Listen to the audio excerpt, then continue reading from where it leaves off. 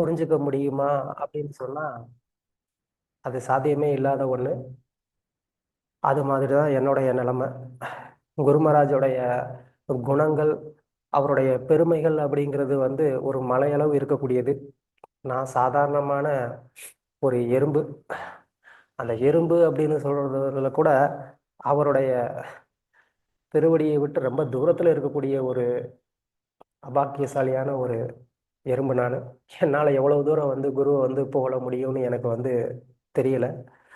ஆனாலும் நீங்கள் எல்லாரும் வந்து எனக்கு இன்னைக்கு அந்த ஒரு சேவையை கொடுக்கறதுனால அதை நான் வந்து குருவுடைய அந்த கருணையை வந்து என்னுடைய பக்கபலமாக வச்சுக்கிட்டு, கருணையா அவர் வந்து எனக்கு இன்னைக்கு என்ன பேசுறதுக்கு அறிவை கொடுக்குறாரோ அதன் அடிப்படையில் நான் வந்து சில வார்த்தைகள் பேசுறதுக்கு நான் முயற்சி பண்ணுறேன். ஏதாவது வந்து நான் அறியாமையினால் சில தவறுகள் பேசினா தயவு செஞ்சு எல்லா வைஷ்ணவர்களும் அதை வந்து பொறுமையாக ஏற்றுக்கிட்டு அந்த தப்பை நான் அடுத்த தடவை பண்ணாமல் நான் நல்லபடியாக வந்து சேவை பண்ணணும் அப்படின்னு சொல்லி நீங்களாம் எனக்காக வந்து பிரார்த்தனை பண்ணிக்கணும்னு நான் இப்பயே கேட்டுக்கிறேன். ஹரே கிருஷ்ணா. ஸோ இப்போ நான் வந்து குருவுடைய பெருமைகள்னா என்ன,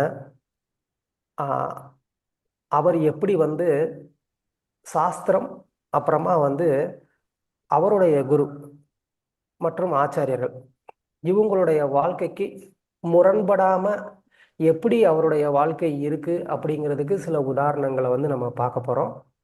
அதுக்கப்புறமா நாமளும் வந்து எப்படி அவருடைய அந்த வழிகாட்டுதல் படி அவருடைய அந்த தாமரை திருவடிகளை வந்து பின்பற்றி நம்மளும் எப்படி அது மாதிரி நடக்கணும் அப்படிங்கிறத முடிஞ்ச அளவுக்கு நம்ம வந்து பார்க்கறதுக்கு முயற்சி செய்யலாம். ஓகே. ஸோ அதுக்கு நான் வந்து பத்ம புராணத்துல இருந்து ஒரு ஸ்லோகத்தோட தொடங்கலான்னு நான் நினைக்கிறேன். நமாமி தேவம் கருணாநிதானம் தமாலவரணம் சுகிதாவதாரம் அபார சம்சார சமுத்திர சேதும் பஜாமகே பாகவத ஸ்வரூபம். இந்த ஸ்லோகம் அப்படிங்கிறது வந்து கிரந்தராஜ் ஸ்ரீமத் பாகவதம் வேத இலக்கியங்களின் வந்து ஒரு அரசனா இருக்கக்கூடிய பாகவத புராணத்தை புகழக்கூடிய ஒரு ஸ்லோகம். அந்த ஸ்லோகத்தை இப்போ நான் ஏன் வந்து சொன்னேன் அப்படின்னு சொன்னா, பிரபுபாதரே நமக்கு வந்து சொல்லியிருக்கிறாரு, நமக்கு வந்து இரண்டு விதமான பாகவதம் உண்டு அப்படின்னு சொல்லி. ஒன்று வந்து கிரந்த பாகவதம், இன்னொன்று வந்து பக்த பாகவதம். அதனால இந்த இரண்டு பாகவதத்துக்குமே வந்து எந்த ஒரு வித்தியாசமும் இல்லை அப்படிங்கிறதுனால இந்த இரண்டு பாகவதத்தினாலையும் நம்ம அடையக்கூடிய அந்த நன்மை ஒன்று அப்படிங்கிறதுனால இந்த ஸ்லோகம் அந்த கிரந்த பாகவதத்துக்கு மட்டும் இல்லை, உத்தமமான ஒரு பாகவதராக இருக்கக்கூடிய தவ திரு ஜெயபதாக சுவாமி குருமராஜ் அவங்களுக்கு கூட வந்து இது பொருந்தும்னு நான் நினைக்கிறேன். அதனால இந்த ஸ்லோகத்தை நான் வந்து இங்கே சொல்லணும்னு நான் நினைக்கிறேன். என்ன அர்த்தம் அப்படின்னு நம்ம வந்து பார்க்கலாம். நமாமி தேவம், நான் வந்து வணங்குறேன். நமாமி, யாரை வணங்குறேன் அப்படின்னு சொன்னா கருணா நிதானம். கருணா நிதானம் அப்படின்னு சொன்னா, நிதானம் அப்படின்னு சொன்னா கடல். ஸோ இந்த கடல் அப்படிங்கிறது வந்து எப்படிப்பட்ட ஒரு கடலா இருக்கு அப்படின்னு சொன்னா கருணா நிதானம். அதாவது கருணையே வந்து ஒரு சமுத்திரமா இருந்தா எப்படி இருக்குமோ அப்படிப்பட்ட ஒரு கடலா இந்த இருக்கக்கூடிய நபரை நான் வந்து என்ன பண்றேன், நான் வணங்குறேன் அப்படின்னு சொல்லி இந்த ஸ்லோகத்துல வந்து சொல்லுது. ஓகே. அந்த கருணை கடலா இருக்கக்கூடிய அந்த நபர் நமக்கு என்ன வந்து ஒரு நன்மை செய்கிறாரு அப்படின்னு நம்ம வந்து கேள்வி கேட்கலாம். எதுக்காக நான் அவருக்கு வந்து நமஸ்காரம் பண்ணணும்? பொதுவாக வந்து யாருக்கும், அதாவது எந்த ஒரு உதவியோ நன்மையோ செய்யாத ஒரு நபரை நம்ம வந்து வணங்கணும்னு நமக்குள்ள வந்து எண்ணம் வராது. அந்த மாதிரி உயர்ந்த ஒரு குணமோ பண்போ இல்லை அப்படின்னாலும் நமக்கு அவங்கள வந்து வணங்கணும் அப்படிங்கிற ஒரு எண்ணம் வராது. ஸோ இங்கே நம்ம ஏன் அவரை வந்து வணங்குறோம் அப்படின்னு சொன்னா, அவர் வந்து ஒரு கருணை கடலா இருக்கிறதுனால நம்ம வந்து வணங்குறோம். ஏன் கருணை கடல் அப்படின்னு சொன்னா, இந்த கடல் வந்து என்ன பண்ணுது, தன்கிட்ட இருக்கக்கூடிய அந்த நீர் அதை எல்லாத்தையுமே வந்து என்ன பண்ணுது, மேகமா சூரியனால வந்து மாற்றப்பட்டு அது என்ன பண்ணுது, திரும்பவும் மழையா அது மக்களுக்கே வந்து கொடுக்குது. அப்படி வந்து மக்களுக்கு வந்து மழையா கொடுக்குறப்போ அது வந்து எந்த விதமான ஒரு வேறுபாடுமே பார்க்காம என்ன பண்ணுது, எல்லாருக்குமே அது வந்து மழையை வந்து கொடுக்குது. மழை பெய்யும் போது இந்த இடத்துல எனக்கு வேண்டியவங்க இருக்கிறாங்க, இந்த இடத்துல எனக்கு வேண்டாதவங்க இருக்கிறாங்க அப்படின்னு சொல்லி மழை என்ன பண்றது இல்ல, எந்த விதமான ஒரு பேதமும் பார்க்காம எல்லாருக்குமே மழையை கொடுக்குது.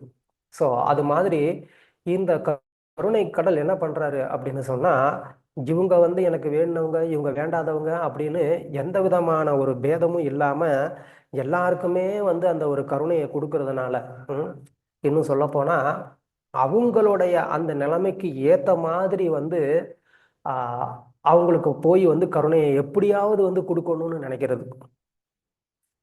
ஒரு சின்ன ஒரு இன்சிடென்ட் ஞாபகம் வருது இதை சொல்றதுனால. ஒரு முறை வந்து திரு ஜெயபதாக சுவாமி குரு மகாராஜ் அவங்க வந்து ஆஹ் ஒரு விதேசம் ஃபாரின் கண்ட்ரியில் வந்து ரத யாத்திரை நடந்துகிட்டு இருக்கு. அந்த ரத யாத்திரையில் குரு மகாராஜ் வந்து முன்னாடி அதை வழி நடத்தி வந்து போய்கிட்டு இருக்கிறாரு. அப்போ அந்த ரத யாத்திரை பல பொதுமக்கள் வந்து என்ன பண்றாங்க, கலந்துக்கிறாங்க. சிலர் அப்பப்போ வர்றாங்க போறாங்க, அந்த மாதிரி இருக்கிறாங்க. ஆனா ஒரு நபர் வந்து என்ன பண்றாரு, ரொம்ப நேரமா வந்து அந்த ரத யாத்திரையில வந்து வர்றாரு.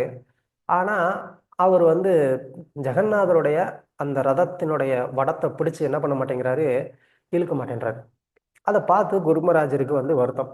என்ன, ஜெகநாதரை ரதத்துல பார்க்கிறது அப்படிங்கிறது எவ்வளவு பெரிய ஒரு பாக்கியம் புண்ணியம். எப்படியோ வந்து இந்த ரத யாத்திரையை பார்க்கக்கூடிய ஒரு பாக்கியம் அவருக்கு வந்து கிடைச்சிருக்கு. ஆனா ஏன் வந்து அவரு ரதத்தை வந்து இழுக்க மாட்டேன்றாரு, ரதத்தை வந்து ஒரு முறை வந்து அந்த ரதத்துடைய வடத்தை வந்து பிடிச்சு இழுத்தா அவருடைய ஜென்ம ஜென்மாந்திர பாவங்கள்லாம் போகுமே, ஆனா பண்ண மாட்டேன்றாரே அப்படின்னு சொல்லி குருமராஜுக்கு வந்து ஒரு எண்ணம். அதனால குருமராஜ் வந்து என்ன சொல்றாரு, அப்பப்போ அந்த நபரை பார்த்து கீர்த்தன் பண்ணிக்கிட்டு இருக்கிறதுனால குருமராஜுக்கு நேரடியா வந்து பேச முடியல. அப்போ குருமராஜ் வந்து செய்கையில மட்டும் காமிக்கிறார், அந்த ரதத்தை பிடிச்சு நீ இழு நீ இழு அப்படின்னு சொல்லி. ஆனா அந்த நபர் வந்து கூச்சப்பட்டுக்கிட்டு அவர் கையில என்னமோ வச்சிருக்கிறாரு. அதனால என் கையில இது இருக்கு, நான் வந்து இழுக்க முடியாது அப்படின்னு சொல்லி என்ன பண்றாரு, அவர் வந்து ரதத்தை இழுக்காம டிலே பண்ணிக்கிட்டே வர்றாரு. ஆனா ரத யாத்திரையை விட்டு போகல, கூட வந்துகிட்டே இருக்கிறாரு. ஸோ குருமராஜர் கொஞ்ச நேரம் கீர்த்தனை வந்து லீட் பண்ணி முடிச்சதுக்கு அப்புறமா அவருக்கு வந்து பொறுமை இல்லை. அதாவது ஜெகநாதருடைய கருணை இவருக்கு கிடைக்காம போயிடக்கூடாது. ஏன்னா இடையில எங்கேயாவது போயிட்டாருன்னா அந்த ரதத்தை இழுக்கக்கூடிய ஒரு சந்தர்ப்பத்தை அவர் வந்து மிஸ் பண்ணிடுவாரு அப்படின்னு சொல்லி என்ன பண்ணாரு, குருமராஜ் வந்து கீர்த்தன் பண்றதை வேற அவங்ககிட்ட கொடுத்துட்டு இமீடியட்டா அந்த நபர்கிட்ட வந்து போனார். ரதத்தை பிடிச்சி இழு, ஏன் வந்து இழுக்க மாட்ற அப்படின்னு சொல்லி குருமராஜ் கேட்கிறாரு. அப்போ அந்த நபர் வந்து கையில இருக்கிறத காமிச்சு, இந்த மாதிரி என்கிட்ட இது இருக்கு, அதனால நான் வந்து இழுக்கிறதுக்கு கொஞ்சம் நான் வந்து சங்கோச்சப்படுறேன் அப்படின்னாரு. அப்படி என்னதான் அதுல இருக்கு அப்படின்னு சொல்லி குரு மகாராஜ் கேட்டாரு. அப்போ அந்த நபர் சொன்னாரு, இல்ல இது வந்து நான்வெஜ். ம் எனக்கு இந்த மாதிரிலாம் வந்து ஒரு ப்ரோக்ராம் நடந்துகிட்டு இருக்குங்கிறது தெரியாது. நான் வர்ற வழியில அப்படியே ஒரு கடையில வந்து என்ன பண்ணேன், கொஞ்சம் அந்த ஃபாரின் கண்ட்ரிலலாம் தெரியும் இல்லையா, நான்வெஜ்ஜில் வந்துட்டு நிறைய ஐட்டம், அதாவது இந்த என்ன சொல்லுவாங்க, பப்ஸு அந்த மாதிரி நிறைய இருக்கும். அதில் ஏதாவது ஒன்று அவர் சாப்பிட்டுட்டு கையில் வந்து இருக்கிறதுனால வந்து நான் இது சாப்பிட்டுட்டு இருக்கிறதுனால நான் வந்து டச் பண்ண வேண்டாம்னு நினைக்கிறேன் அப்படின்னு சொல்லி அவர் சொன்னார். அப்போ குருமராஜ் பார்த்தாரு, இதுதான் உன் பிரச்சனையா, இந்த ஒரு காரணத்துக்காக நீ வந்து ஜெகநாதனுடைய ரதத்தை இழுக்காம போயிட்ட அப்படின்னா திரும்ப உனக்கு இந்த சந்தர்ப்பம் எப்போ கிடைக்குமோ கிடைக்காதோ. அதனால என்ன பண்ணார் குருமராஜ், அந்த அசைவ உணவை வந்து குருமராஜ் தன்னோட கையில வாங்கிக்கிட்டாரு. தன்னுடைய கையில வந்து வாங்கிட்டு இப்ப நீ ரதத்தை இழு அப்படின்னு சொல்லி என்ன பண்ணாரு, குருமராஜ் வந்து அவரை வந்து ரதத்தை இழுக்க வச்சார். ஸோ இப்படி யாருனால வந்து ஒரு கருணை காட்ட முடியும், ஒரு சன்னியாசியா ஒரு குருவா இருக்கக்கூடிய ஒரு நபர் வந்து யாரோ ஒருத்தர் முன்ன பின்ன தெரியாத ஒரு நபர், அவருக்கு ஜெகநாதருடைய கருணை கிடைக்கணும் அப்படிங்கிறதுக்காக அவர் வந்து தன்னுடைய கையில இந்த அசைவ உணவை வாங்கணும் அப்படின்றதுல என்ன அவசியம் இருக்கு? ம் ஸோ அந்த அந்த மாதிரி வந்து குரு மகாராஜர் ஆஹ் பகவானுடைய கருணை எல்லாருக்குமே வந்து போய் சேரணும் அப்படிங்கிறதுல வந்து அந்த அளவுக்கு வந்து ஒரு கருணையா இருக்கக்கூடிய ஒரு நபர். அதனால அவருக்கு என்னுடைய நமஸ்காரம். ஓகே. ஸோ அது மட்டும்தானா அப்படின்னு நம்ம வந்து கேட்கலாம். அப்படி மட்டும் கிடையாது. அந்த ஆஹ், நபருக்கு நான் ஏன் வந்து நமஸ்காரம் சொல்றேன் அப்படின்னு சொன்னா, அபார சம்சார சமுத்திர சேதும். அவர் வந்து இந்த சமுத்திரம், கடக்கவே முடியாத ஒரு சமுத்திரம். நமக்கு தெரியும் சமுத்திரம் அப்படின்னு சொன்னா அது வந்து நம்மளால அவ்வளவு எளிமையா நம்மளுடைய முயற்சியினாலேயே வந்து கடக்க முடியாது அப்படிங்கிறது. ம். அப்படிப்பட்ட அந்த சமுத்திரம், ஆஹ் இப்போ சமுத்திரம் அப்படின்னு சொன்னா நீங்க ராமேஸ்வரம் அப்படி போனீங்கன்னா அங்க இருக்கக்கூடிய சமுத்திரம் அந்த அளவுக்கு வந்து உங்களுக்கு ரொம்ப பெரிய ஒரு பயத்தை ஏற்படுத்தாது, சாந்தமா இருக்கும். ஆனா நீங்க கன்னியாகுமரி அந்த மாதிரி பக்கம் போனீங்கன்னா அங்க இருக்கக்கூடிய சமுத்திரத்தை நீங்க கரையில நின்று பார்த்தாலே உங்களுக்கு பயம் இருக்கும். ஸோ அந்த மாதிரியான ஒரு சமுத்திரம். பார்க்கிறதுக்கே ரொம்ப பயங்கரமா இருக்கக்கூடிய ஒரு சமுத்திரம். நம்மளால வந்து எத்தனையோ ஜென்மங்களா வந்து தாண்ட முடியாத ஒரு சமுத்திரம். அது என்ன அப்படின்னு சொன்னா சம்சாரம். இந்த சம்சாரம், அதாவது பிறப்பு இறப்பு அப்படிங்கிற இந்த சம்சாரம் அப்படிங்கிற இந்த சமுத்திரத்தை, அதனாலதான் இங்க வந்து என்ன சொல்றாங்க, அபார சமுத்திரம் அப்படின்னு வந்து சொல்றாங்க. அபாரம் அப்படின்னு சொன்னா நம்மளால தாங்க முடியாதது, நம்மளால தாண்ட முடியாதது அப்படின்னு அர்த்தம். ஸோ அப்படிப்பட்ட அந்த சம்சாரத்தை வந்து தாண்டறதுக்கு இந்த பாகவதர், பாகவதோத்தமர் நமக்கு வந்து ஒரு உதவியா இருக்கிறார். எப்படி உதவியா இருக்கிறாரு அப்படின்னு சொன்னா, இவர் வந்து நம்மள எப்படி அந்த சமுத்திரத்தை வந்து கடக்கிறதுக்கு உதவி பண்றாரு அப்படின்னு சொன்னா, இவர் அந்த சமுத்திரத்தை கடக்கிறதுக்கு ஒரு பாலமா இருந்து நமக்கு வந்து உதவி பண்றாரு. பல இடங்கள்ல குருவை வந்து ஒரு கப்பல், ஒரு படகுக்கு வந்து உதாரணமா வந்து சொல்லியிருக்கிறத நம்ம வந்து பார்த்துருப்போம். ஸோ கப்பல்ல படகுல போனாலும் நம்ம வந்து சமுத்திரத்தை கடக்க முடியும். ஆனா அதுல கூட வந்து நமக்கு என்ன சொல்லலாம், கடலுடைய அந்த அலைகள் எல்லாம் ஒரு மாதிரி வந்து நமக்கு வந்து ஒரு பயத்தை கொடுக்கலாம். ஆனா இங்க கொடுத்துருக்கிற உதாரணம் இன்னும் அற்புதமான ஒரு உதாரணம், பாலம். எப்படி நீங்களாம் ராமேஸ்வரம் போயிருப்பீங்க, அங்க வந்து அந்த பாம்பன் பாலத்துல வந்து அந்த ரயில் கடக்கிறது வந்து இல்ல அந்த பிரிட்ஜில் பஸ் கடக்கிறப்போ நமக்கு ஏதாவது வந்து ஒரு பயம் இருக்கா? கீழே இப்படி ஒரு சமுத்திரம் இருக்கு, நம்ம விழுந்துட்டா என்ன ஆகுறது? இல்ல அந்த சமுத்திரத்துடைய ஒரு பாதிப்பு ஏதாவது நமக்கு வந்து தெரியுமா? ஒரு துளி கூட வந்து அந்த சமுத்திரத்துடைய பாதிப்பு வந்து நமக்கு தெரியாது. ரொம்ப ஈஸியா கேஷுவலா ஜாலியா நடந்துட்டு போகலாம், பஸ்ல போகலாம், ட்ரெயின்ல போகலாம், செல்ஃபி எடுத்துக்கிட்டே போகலாம். கடக்கவே முடியாத ஒரு சமுத்திரத்தை குரு என்ன பண்றாரு, ஒரு பாலமா இருந்து தன் மேல அவங்க வந்து எல்லாம் வந்து என்ன பண்ணலாம், ஏறி கிராஸ் பண்ணி ரொம்ப ஜாலியா வந்து போகலாம் அப்படிங்கிறத இந்த உதாரணத்தோடைய ஒரு அர்த்தம். உம் ஆஹ் இந்த சம்சாரம் அப்படிங்கிறத வந்து கடக்கிறதுக்கு அவ்வளோ கடினமான ஒரு விஷயம். ஆனா அந்த கடினமான அந்த சமுத்திரத்தை கூட வந்து இந்த குரு என்ன பண்றாரு, இந்த பாகவதோத்தமர் என்ன பண்றாரு, ரொம்ப சந்தோஷமா வந்து சிரிச்சுக்கிட்டு ஆனந்தமா செல்ஃபி எடுத்துக்கிட்டே வந்து கிராஸ் பண்ணலாம் அப்படிங்கிறார். அந்த மாதிரியான ஒரு பாகவதரா இருக்கிறதுனால, நமக்கு அப்படி ஒரு சகாயம் பண்றதுனால நமாமி தேவம். எப்படி இவர்னால வந்து இது வந்து முடியுது அப்படின்னு சொன்னா, இவருக்கு இந்த சக்தி எப்படி கிடைக்குது அப்படின்னு சொன்னா, தமாலவரணம் சுகிதாவதாரம். இவர் வந்து சாக்ஷாத் கிருஷ்ணருடைய சுகிதா அவதாரம். அஹ் தமாலவரணம் அப்படின்னு சொன்னா கிருஷ்ணருடைய வர்ணம், கிருஷ்ணர்னு அர்த்தம் இங்க. அந்த கிருஷ்ணருடைய ஒரு இனிமையான ஒரு அவதாரம் அப்படின்னு சொல்லி சொல்லப்படுது. இனிமையான அவதாரம்னா என்ன? கிருஷ்ணர், கிருஷ்ணரே இனிமையானவர் இல்லையா? அந்த கிருஷ்ணர்கிட்ட இருந்து வந்த இன்னொரு அதை விட இனிமையான அவதாரம் வந்து எப்படி இருக்க முடியும் அப்படின்னா, அதுக்கு சாஸ்திரத்துல நல்ல அற்புதமான உதாரணம் வந்து கொடுத்துருக்காங்க. எப்படின்னா, இந்த உலகத்துல நமக்கு வந்து பிரகாசத்தை கொடுக்கறதுக்கு இரண்டு கிரகங்கள் இருக்கு, எல்லாருக்கும் தெரியும். ஒன்று வந்து சூரியன், இன்னொன்று வந்து சந்திரன். ம். இப்போ இந்த சந்திரன் அப்படிங்கிறதுக்கு வந்து சுயமா வந்து பிரகாசத்தை கொடுக்கக்கூடிய சக்தி இல்லை அப்படிங்கிறது வந்து எல்லாருக்குமே தெரியும். ஆனா ஆஹ் இந்த சந்திரனுக்கு பிரகாசம் எங்க இருந்து கிடைக்குது? சூரியன்ல இருந்து கிடைக்குது. சூரியனுடைய பிரகாசம் எப்படி இருக்கும்? ரொம்ப கடுமையா, அது வந்து வெப்பமா இருக்கும் இல்லையா? பிரகாசமா இருக்கும், அதே சமயத்துல வெப்பமாவும் இருக்கும். ஆஹ் ஆனா அதே அந்த வெப்பமான அந்த ஒளியை வந்து கிரகிச்சு, ஆனா சந்திரன் வந்து நமக்கு எப்படி வந்து கொடுக்குது அப்படின்னு சொன்னா, அது இரவு நேரத்துல நமக்கு பிரகாசத்தை கொடுக்குது, அதே நேரத்துல அந்த பிரகாசம் நமக்கு வந்து குளிர்ச்சியை, குளுமையை வந்து கொடுக்குது. அது எப்படி வந்து சாத்தியமாகுது? ஒரே சக்தி தான். சூரியன் வந்து பிரகாசமா இருக்கு, வெப்பத்தை கொடுக்குது. அந்த சக்தியை இந்த சந்திரன் கிரகிச்சு என்ன பண்ணுது?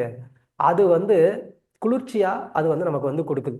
ஸோ அது மாதிரி தான் குரு அப்படிங்கிறவர் வந்து எப்படின்னு கேட்டா, அவருக்குன்னு தனிப்பட்ட ஒரு சக்தி இருக்கா அப்படின்னு கேட்டா, அவருக்கு தனிப்பட்ட சக்தி அப்படின்றது இல்லை. அவர் ஒரு சக்திமான் அப்படிங்கிறது இல்லை. ஆனா பகவான் வந்து என்ன பண்றாரு? அவர் தன்னுடைய சக்தியை கொடுத்து அவர் சக்திமானா ஆக்குறாரு. அதனால குரு சக்திமான் தான், இல்லைன்னு கிடையாது. அந்த சக்தி எங்க இருந்து வருது? கிருஷ்ணர்கிட்ட இருந்து வருது. கிருஷ்ணர்கிட்ட இருந்து வரக்கூடிய சக்தி தான்.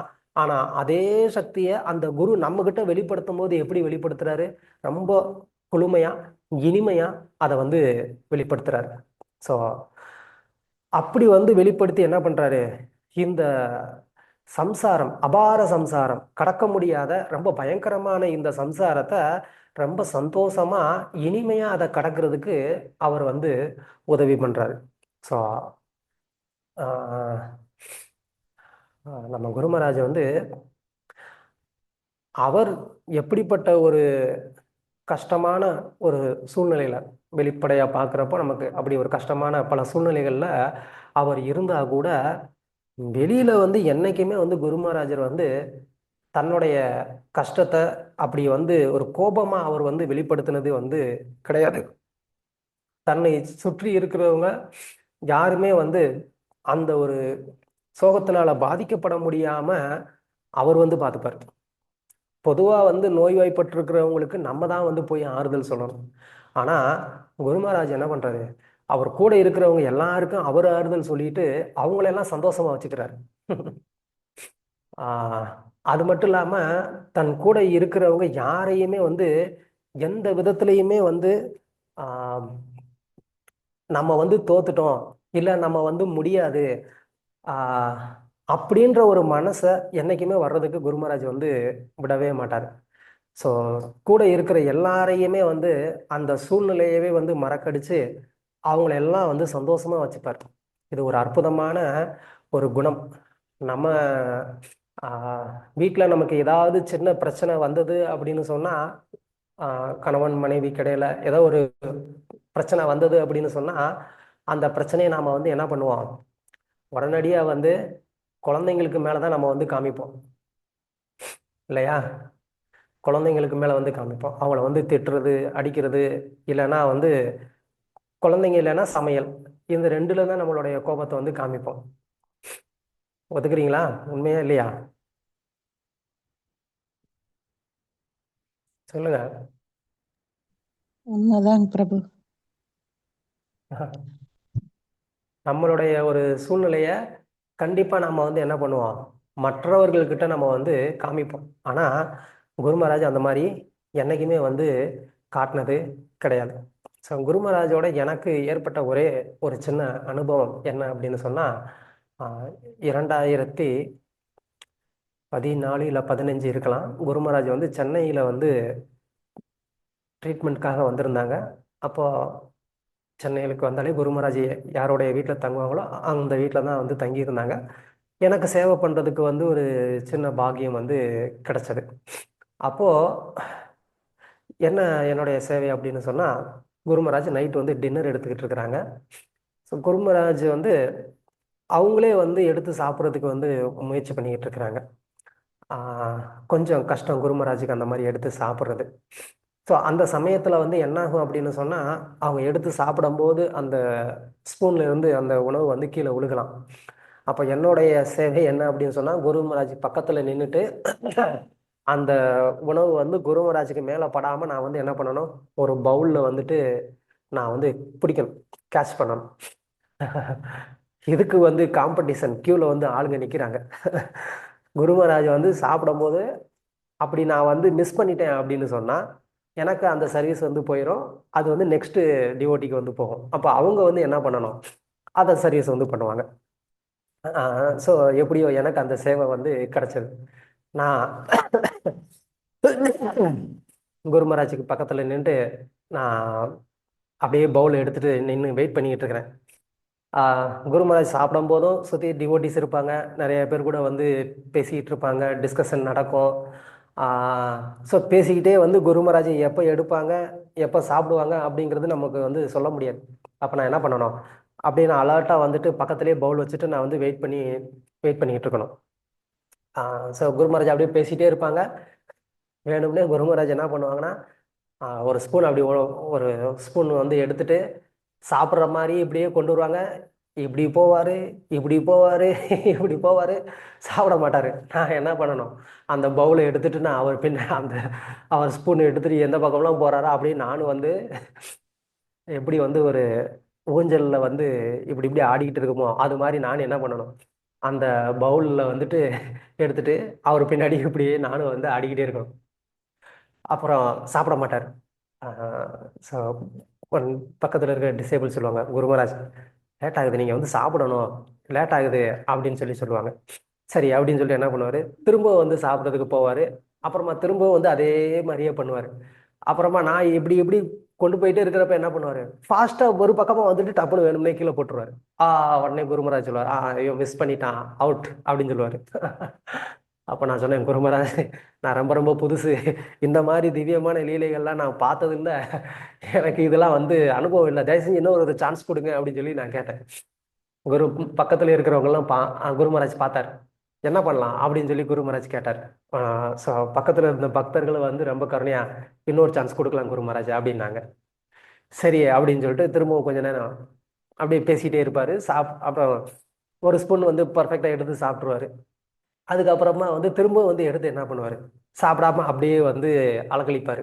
இப்படி இப்படின்னு நானும் பின்னாடியே வந்து என்ன பண்ணோம், அலக்கழிச்சுக்கிட்டே இருக்கணும். அப்போ நானே சொல்லுவேன், குரு மகாராஜ் இந்த மாதிரி வந்து நீங்கள் டெஸ்ட் வச்சீங்கன்னா நான்லாம் பாஸ் ஆக மாட்டேன், தயவு செஞ்சு என்ன பண்ணுங்க, எனக்கு அனுகிரகம் பண்ணுங்க அப்படின்னு சொல்லி நான் வந்து கேட்பேன். நோ நோ நோ, நீ வந்து என்னைய வந்து ஆர்டர் பண்ணுறியா அப்படின்னு கேட்பாரு. ஐயோ அப்படிலாம் இல்லை.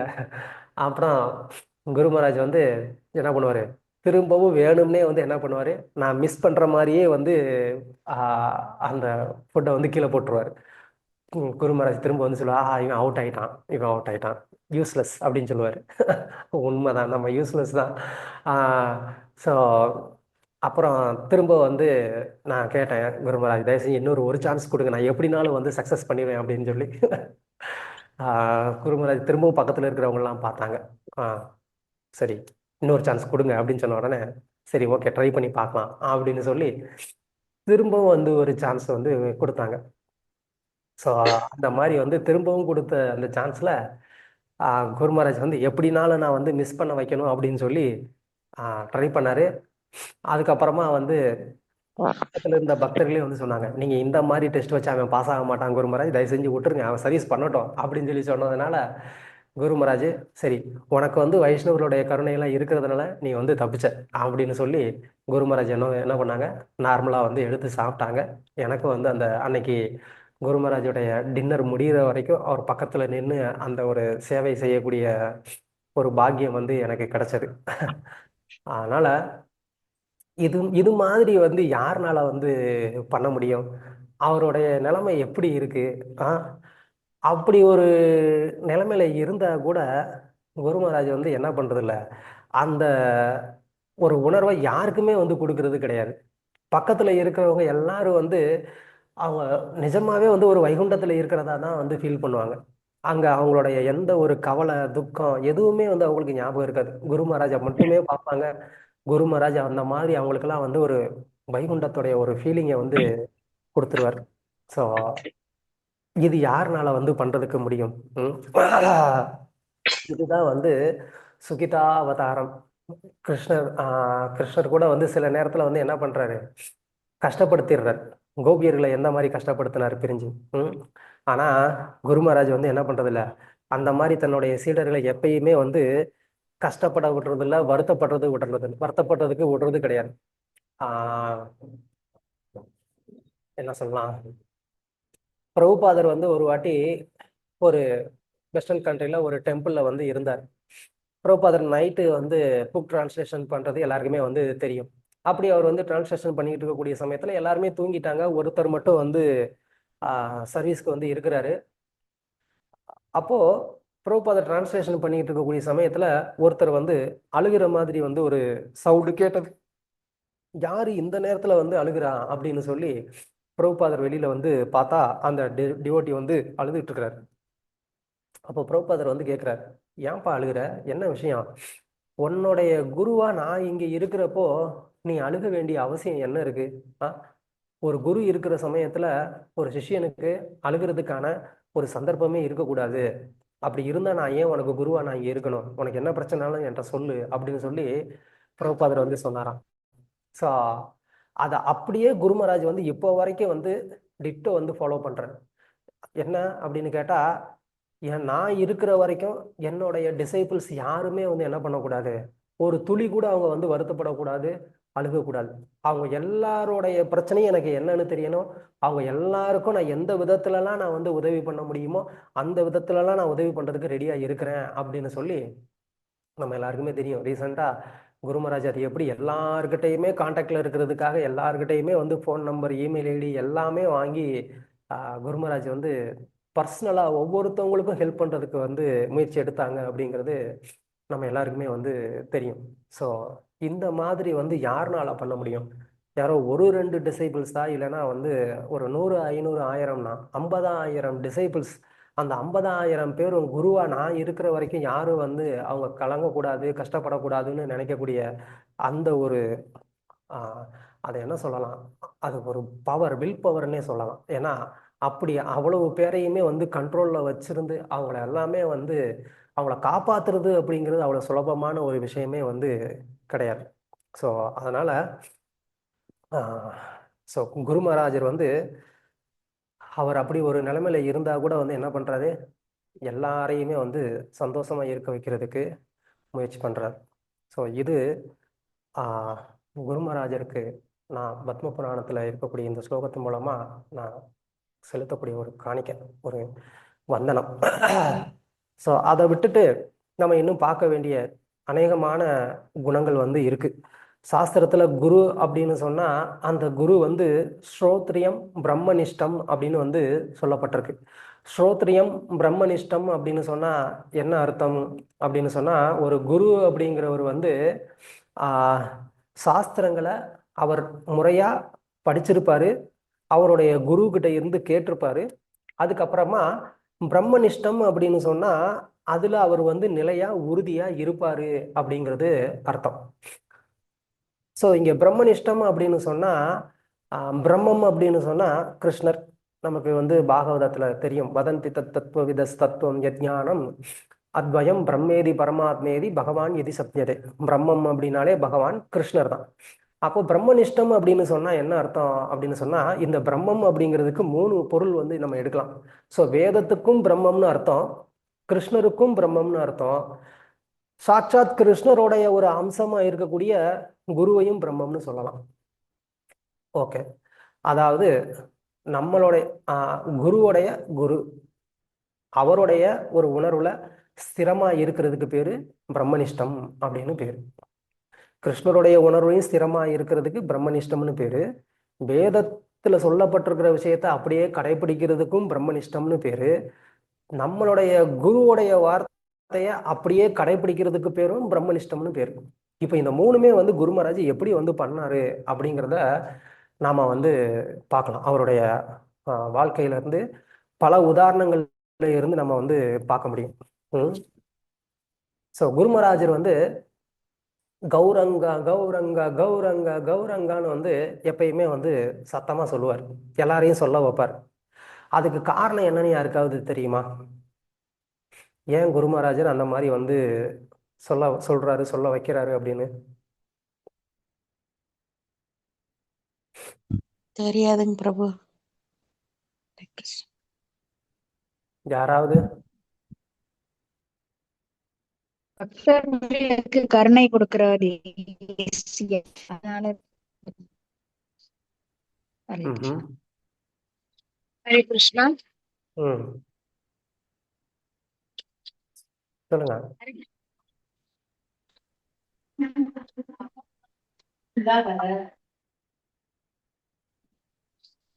ட்ரை பண்ணுங்க, யாராவது தெரியுமா இல்லையா?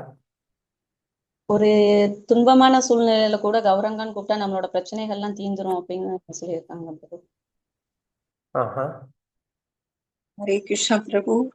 ம் கௌரங்கர் கருணை நிறைந்தவர். அந்த கருணையை நமக்கு கொடுக்கறதுக்காக எப்போதும் கௌரங்கர் அழைச்சு நம்மளையும் சொல்ல சொல்லு. நான் ஓகே புரிஞ்சுக்கிட்டேன்.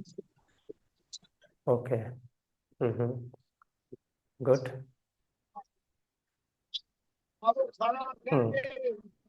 ஆக்சுவலா சைத்தன்ய சரிதாமிர்தத்துல வந்து சொல்லப்பட்டிருக்கு.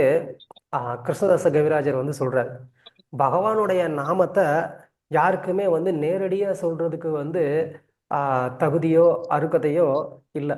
அவங்க என்ன பண்ணணும், ஒரு குரு மூலமா தான் வந்து கேட்டு சொல்லணும், இல்லை அவங்க வந்து ஒரு தீக்ஷா வாங்கி தான் வந்து என்ன பண்ணணும், சொல்லி ஆகணும். ஆனா அதுக்குமே தகுதி இல்லாத நபர்களை கூட வந்து எப்படி பகவானுடைய நாமத்தை சொல்றதுக்கு தகுதி உடையவர்கள் ஆக்குறது? எந்த விதமான ஒரு புண்ணிய பலனும் இல்லாதவங்களை கூட நம்ம எப்படி வந்து அவங்களுக்கு பகவானுடைய நாமத்தை சொல்லக்கூடிய பாக்கியத்தை கொடுக்கறது அப்படின்னா, கிருஷ்ணதாச கவிராஜர் வந்து சொல்றாரு, கௌரங்க கௌரங்க கௌரங்க கௌரங்கன்னு யாரெல்லாம் வந்து சொல்றாங்களோ அதை சொல்றதுக்கு எந்த விதமான ஒரு தகுதியுமே தேவையில்லை, எந்த விதமான ஒரு நியமமும் தேவையில்லை. யாருனாலும் சொல்லலாம், எங்கனாலும் சொல்லலாம், எப்படினாலும் சொல்லலாம். கேட்டாலும் போதும், அவங்களுக்கு வந்து என்ன கிடைக்கும், அவங்களுடைய பாவங்கள் எல்லாம் போய் அவங்க ஹரே கிருஷ்ண கிருஷ்ண கிருஷ்ண ஹரே ஹரே ஹரே ராம ராம ராம ஹரே ஹரேன்னு பகவானுடைய அந்த நாமத்தை ஜெபம் பண்றதுக்கு தகுதி உடையவங்களா ஆவாங்க அப்படின்னு சொல்லி சைத்தன்ய சரிதாமிர்தத்துல வந்து சொல்லப்பட்டிருக்கு. ஸோ அதனால குரு மகாராஜ் வந்து என்ன பண்றாரு, போற இடங்கள்ல எல்லா இடத்துலையுமே யாருனாலும் வந்து புதுசா அங்க வந்து வரலாம், இருக்கலாம். அப்படி இருக்கக்கூடிய சமயத்துல ஒவ்வொருத்தவங்களா போய் என்ன பண்ண முடியாது, நீங்க பகவானோட நாமத்தை சொல்லுங்க, நீங்க பகவானோட நாமத்தை சொல்லுங்கன்னு குரு மகாராஜ் வந்து சொல்ல முடியாது. அப்போ அந்த நபர்களுக்கு எப்படி வந்து அந்த சுக்குர்த்தியை வந்து கொடுக்கறது, பகவானுடைய நாமத்தை சொல்றதுக்கான அந்த ஒரு ஆசையை ஆர்வத்தை எப்படி வந்து தூண்டுறது? கௌரங்கான்னு சத்தமா நம்ம வந்து சொல்றதுனால வந்து என்ன ஆகும், அட்லீஸ்ட் எங்கேயாவது தூரத்துல இருந்து கூட யாராவது ஒருத்தவங்க இந்த பேரை கேட்டு திரும்ப சொல்ல ஆரம்பிச்சுட்டாங்க அப்படின்னு சொன்னா அப்ப அவங்களுடைய வாழ்க்கையை மாறிடுமே அப்படின்னு குருமராஜருடைய ஒரு எண்ணம். ஸோ இது சைத்தன்ய சரிதாமிர்தத்துல வந்து சொல்லப்பட்டிருக்கு. அதை குருமராஜ் வந்து என்ன பண்றாரு, அப்படியே வந்து ஃபாலோ பண்றாரு. சாஸ்திரத்துல சொன்னதை குருமராஜர் அப்படியே ஃபாலோ பண்ணுவார், குரு சொன்னதை அப்படியே ஃபாலோ பண்ணுவார். அதுல வந்து எந்த விதமான ஒரு தயக்கமோ டவுட்டோ, இது வந்து விளையாட்டுக்கு சொன்னாங்களா சும்மா சொன்னாங்களா அப்படிலாம் கிடையாது. அது சாஸ்திரத்துல ஒரு வார்த்தை சொன்னா 100% அதை நம்பணும். குரு முகத்துல இருந்து ஒரு வார்த்தை வந்தா 100% அதை வந்து நம்பணும். ஸோ பிரபுபாதர் ஒரு வாட்டி வந்து என்ன சொன்னாரு, கொஞ்சம் இந்த ஏஜா இருக்கிறவங்க இல்லைன்னா வந்து கொஞ்சம் டிசீஸ்ல இருக்கிறவங்களுக்கு வந்து ஃப்ரெஷ் ஃப்ளவர், புத்தம் புதுசா மலர்ந்து இருக்கக்கூடிய அந்த மலர்கள், அதை வந்து கொடுத்தா அவங்களுக்கு வந்து டிசீஸ் சீக்கிரமாக குணமாகும், அவங்க இன்னும் கொஞ்சம் நீண்ட நாள் இருப்பாங்க அப்படின்னு பிரபுபாதர் எப்படியோ ஒரு லெக்சர்ல வந்து சொல்லிட்டார். குருமராஜ் அதை வந்து கேட்டுட்டார். ஸோ குருமராஜர் அதை வந்து கேட்டதுனால பிரபுபாதர் ஒரு வாட்டி அங்க அப்படி வந்து என்ன பண்றாரு, மாயாப்பூர்ல ஒரு வாட்டி அப்படி கொஞ்சம் சிக்காகி இருக்கிறப்போ பிரபுபாதர் வந்து என்ன பண்ண, குருமராஜ் என்ன பண்ணாங்க, ஸோ பிரபுபாதர் சொன்னார் இல்லையா அப்படின்னு சொல்லி தினமும் வந்து குருமராஜ் வந்து என்ன பண்ணுவாங்க, பிரபுபாதருக்காக வந்து ஃப்ரெஷ்ஷான ரோஜா பூ என்ன பண்ணுவாங்க, தினமும் வந்து எடுத்துட்டு போய் கொடுப்பாங்களாம். ஸோ முதல்ல வந்து அப்படி குருமராஜா கூட வந்து பிரபுபாதரை பார்க்கறதுக்கு விடலை, நீ வந்து டிஸ்டர்ப் பண்ற அப்படின்னு சொல்லி. ஆனா குருமராஜ் அதெல்லாம் வந்து இது பண்ணல, என்ன பண்ணாரு, எப்படியோ வந்து போய் என்ன பண்ணுவாரு, குருமராஜுக்கு பிரபுபாதருக்கு போய் அந்த ஃப்ளவரை வந்து கொடுத்துருவார். ஸோ அந்த மாதிரி ஒரு குருவுடைய வார்த்தையா இருக்கட்டும், இல்லை அப்படின்னு சொன்னா சாஸ்திரத்துடைய ஒரு வார்த்தையா இருக்கட்டும், ஸ்ட்ரிக்டா அதை வந்து ஃபாலோ பண்ணணும். இன்னொரு ஒரு உதாரணம், சைத்தன்ய சரிதாமிர்தத்திலேயே காளிதாஸ் அப்படின்னு சொல்லி ஒரு பக்தர், அவர் வந்து என்ன பண்ணுவாரு, எல்லா வைஷ்ணவர்களுடைய உச்சிஷ்டத்தையும் எடுத்து சாப்பிடுவார். தன்னைய வந்து எப்பயுமே எல்லாரோட ஒரு கீழான ஒரு வைஷ்ணவனா அவர் வந்து நினைச்சுப்பார். என்னை விட இவங்கெல்லாம் உத்தமமான வைஷ்ணவர்கள், அவங்களுடைய அந்த பிரசாதத்தை எடுத்து சாப்பிட்டாலாவது நான் வந்து பக்தியில முன்னேறணும் அப்படின்னு அவருக்கு ஒரு எண்ணம். காளிதாஸ் அப்படிங்கிற அந்த பக்தருக்கு பின்னாடி அந்த பக்தருடைய அந்த சுபாவம் தெரிஞ்சு சைத்தன்ய மகாபிரபு அவரே அவருடைய உச்சிஷ்டத்தை வந்து கொடுப்பார் அந்த காளிதாசுங்கிற பக்தருக்கு. ஸோ இப்போ சைத்தன்ய சரிதாமிர்தத்துல இந்த உதாரணம் வந்து இருக்கு. குரு மகாராஜர் இதே இதை வந்து பண்ணியிருக்கிறாரு. எப்போ அப்படின்னு சொன்னா, அட்லாண்டான்னு சொல்லி ஒரு நாடு இருக்கு, அங்க வந்து குரு மகாராஜர் அங்க போயிருந்தாங்க. ஒரு மீட்டிங் வந்து மூத்த பக்தர்கள் ஜிபிசி அதில் இருக்கக்கூடிய அந்த பக்தர்கள் எல்லாம் வந்து கலந்துக்கக்கூடிய ஒரு மீட்டிங் வந்து நடந்தது. குரு மகாராஜும் அதில் போய் மீட்டிங்லலாம் கலந்துருக்கிறாங்க. ஸோ அந்த மீட்டிங் முடிஞ்சதுக்கு அப்புறமா வந்து எல்லாரும் பிரசாதம் எடுக்க போனாங்க. குரு மகாராஜுக்கு வேற சில காரியங்கள் இருந்ததுனால அவர் வந்து அந்த பக்தரோட சேர்ந்து வந்து உணவு எடுத்துக்க முடியல. குரு மகாராஜர் கொஞ்சம் லேட்டாக தான் வந்தாங்க. மற்ற பக்தர்கள், அந்த பிரபுபாதருடைய காட் பிரதர்ஸ், அவங்க எல்லாருமே வந்து சாப்பிட்டுட்டு போயிட்டாங்க. இப்போ அவங்க வந்து க்ளீன் பண்ணுறவங்க இருக்கிறாங்க. அவங்க அவங்க வந்து என்ன பண்ணுறாங்க, எல்லாருடைய பிளேட்டும் வந்து எடுத்துட்டு அவங்க க்ளீன் பண்ணுறதுக்கு வந்து வேலையை பார்த்துட்டு இருக்காங்க. அப்போ குரு மகாராஜ் வந்து பர்சனலாக வந்து என்ன பண்ணுறாரு, அவங்க கிட்ட வந்து கேட்குறாரு, இந்த பிளேட்டெல்லாம் நீங்கள் எடுத்துகிட்டு போகிறீங்களே, இதில் யார் யார் பிளேட் எது இதுன்னு தெரியுமா அப்படின்னு சொல்லி. ஸோ அப்போ ஒவ்வொருத்தருடைய பிளேட்டை வந்து கேட்குறாரு, இது யார் பிளேட்டு, இது வந்து ராதநாத் சுவாமி மகாராஜோடைய பிளேட் அப்படின்னு சொன்னால் குரு மகாராஜ் என்ன பண்ணுறாங்க, அதுலேருந்து கொஞ்சம் உச்சிஷ்டத்தை எடுத்து வந்து குரு மகாராஜ் சாப்பிட்றாங்க. அப்புறமா இது யார் பிளேட்டு, அது வந்து கோபாலகிருஷ்ண கோஸ்வாமி மகாராஜோடைய பிளேட்டு, அதுல இருந்து கொஞ்சம் உச்சிஷ்டத்தை எடுத்து சாப்பிட்றாங்க. இப்படி குரு மகாராஜ் வந்து என்ன பண்றாரு, ஒவ்வொரு பக்தர்களுடைய உச்சிஷ்டத்தையும் எடுத்து சாப்பிட்டுருக்கிறாரு. ஸோ குரு மகாராஜ் என்னைக்குமே தன்னைய வந்து ஒரு உத்தமமான ஒரு வைஷ்ணவனா பக்தனா அவர் நினைச்சது இல்லை. ஆனா அவர் உண்மையிலேயே உத்தமமான ஒரு பக்தர் தான், ஒரு வைஷ்ணவர் தான். அது அவருடைய குருவுடைய வாயிலிருந்தே அது வந்து சொல்லப்பட்டது. பிரபுபாதரே அதை வந்து சொல்லியிருக்கிறார், நீ வந்து ஆஹ் கௌரங்க மகாபிரபுடைய நித்தியமான ஒரு அசோசியேட் அப்படின்னு சொல்லி. ஜெயபதாகா அப்படின்ற அந்த பேர் ஏன் குரு மகாராஜுக்கு வச்சாங்க அப்படின்னு சொல்லி யாருக்காவது தெரியுமா? அதோடைய காரணம் யாருக்காவது தெரியுமா? ஜெயபதாகனா என்ன மீனிங்னு தெரியுமா? ஹரே கிருஷ்ணன் பிரபு. வெற்றி கொடி. வெற்றி கொடி. வெற்றி கொடி. பத்மபாதம். ஹரே பத்மபாதம். வெற்றி கொடிங்கிறது கரெக்ட் டிரான்ஸ்லேஷன். மகாபிரபுவோட வெற்றி கொடி. அவர் எதுலயும் வெற்றி பெறுவார் அப்படிங்கிறது. நித்யானந்த பிரபுடைய வெற்றி கொடி. நித்யானந்த பிரபு சங்கீர்த்தனத்துல வந்து அவர் பயன்படுத்தக்கூடிய அந்த வெற்றி கொடி, அந்த வெற்றி கொடி யாரு? நம்மளுடைய குரு மகாராஜ் தான். நித்யானந்த பிரபு எங்க சங்கீர்த்தனத்துக்கு போனாலும் அவர் வந்து வெற்றி அடைவாரு. அதே மாதிரி நம்ம குரு மகாராஜ் எங்க வந்து போனாலும் பிரச்சாரத்துல அவர் வந்து வெற்றி அடைவார், அடைஞ்சிருக்கிறாரு, அடைஞ்சுக்கிட்டே இருப்பார். அதனாலதான் அவர் வந்து ஜெயபதாகா. ஸோ இது ஒரு உதாரணம். சாஸ்திரத்துல சைத்தன்ய சரிதாமிர்தத்துல சொல்லியிருக்கிறத அவர் படிச்சிருக்கிறாரு, கேட்டிருக்கிறாரு, அதன்படி அவரும் வந்து நடக்கிறார். பக்தருடைய உச்சிஷ்டம் உயர்ந்தது அப்படிங்கிறத காமிச்சார். அதே மாதிரி பக்தருடைய பாத தூளி அதுவுமே வந்து உத்தமமானதுங்கிறது வந்து சைத்தன்ய சரிதாமிர்தத்துல வந்து சொல்லப்பட்டிருக்கு. அதையுமே குரு மகாராஜ் வந்து செஞ்சு காமிச்சார். யசுமதி நந்தன் சொல்லி பிரபுபாதருடைய ஒரு சீடர், அவர் வந்து மாயாப்பூருக்கு ஒரு வாட்டி வந்து ஒரு மீட்டிங்காக வந்திருந்தப்போ, அப்போ குரு மகாராஜும் அவரும் வந்து தனிமையில அவங்க மட்டும் வந்து ஒரு லிஃப்ட்ல வந்து போறாங்க. அப்போ குரு மகாராஜ் வந்து என்ன பண்ணாரு, உடனடியா அந்த பக்தருடைய காலை தொட்டு அவர் வணங்கியிருக்கிறார். அவருடைய பாதத்துல இருக்கிற தூசி எடுத்து தன் தலையில வந்து போட்டிருக்காரு. அவருக்கு வந்து அதிர்ச்சி, மகாராஜ் நீங்க ஏன் இப்படி பண்றீங்க, நான் ஒரு கிரகஸ்தன், நீங்க வந்து ஒரு சன்னியாசி இப்படிலாம் பண்ணலாமா அப்படின்னு சொல்லி. அப்ப குரு மகாராஜ் சொன்னாங்களாம், வாஸ்தவம் தான், சன்னியாசிங்கிறதுனாலதான் நான் வந்து வெளியில வந்து உங்களுக்கு நமஸ்காரம் பண்ணல. ஏன்னா அது அந்த மாதிரியான ஒரு கலாச்சாரமா இருக்காது. ஆனா இங்கதான் யாருமே இல்லையே, நான் இங்க வந்து என்னுடைய காட் பிரதர், என்னுடைய ஆன்மீக சகோதரருக்கு நான் வந்து என்ன பண்ணலாம், நான் நமஸ்காரம் பண்ணலாமே, யாருமே இல்லையே அப்படின்னு சொல்லி குரு மகாராஜ் என்ன பண்ணாங்களா, அவருக்கு வந்து நமஸ்காரம் பண்ணி அவருடைய பாத தூளியை எடுத்து தன்னுடைய தலையில வந்து போட்டுக்கிட்டாராம். அவர் வந்து ஒரு கிரகஸ்த பக்தர். ஆனா குரு மகாராஜ் அவரை வந்து ஒரு கிரகஸ்தன், நான் வந்து ஒரு சன்னியாசி, நான் வந்து ஒரு தீக்ஷா குரு அப்படின்னு சொல்லிலாம் வந்து குரு மகாராஜ் என்ன பண்ணல, எப்பயுமே நினைச்சதில்லை. ஸோ அந்த மாதிரி சாஸ்திரத்துல சொல்லப்பட்டிருக்கிற விஷயத்த உறுதியா கடைபிடிக்கிறதுல குரு மகாராஜ் எப்போதுமே வந்து ஸ்திரமா இருந்திருக்கிறாங்கிறத நம்ம வந்து பார்க்கலாம்.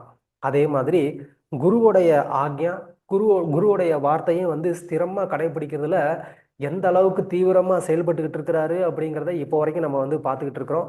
எப்படி பிரபுபாதர் கொடுத்த இன்ஸ்ட்ரக்ஷன் ஒன்னையும் வந்து நிறைவேற்றுறதுக்காக அவர் வந்து கஷ்டப்பட்டுக்கிட்டு இருக்கிறாரு அப்படிங்கிறத நம்ம வந்து பார்க்குறோம். பிரச்சாரத்துக்காக எந்த அளவுக்கு குரு மகாராஜ் வந்து ரிஸ்க் எடுத்திருக்கிறாங்க அப்படின்னா, பிரபுபாதர் அவருக்கு கொடுத்த ஒரு கட்டளை, அது வந்து பங்களாதேஷ்ல வந்து பிரச்சாரம் பண்ணணும் அப்படிங்கிறது.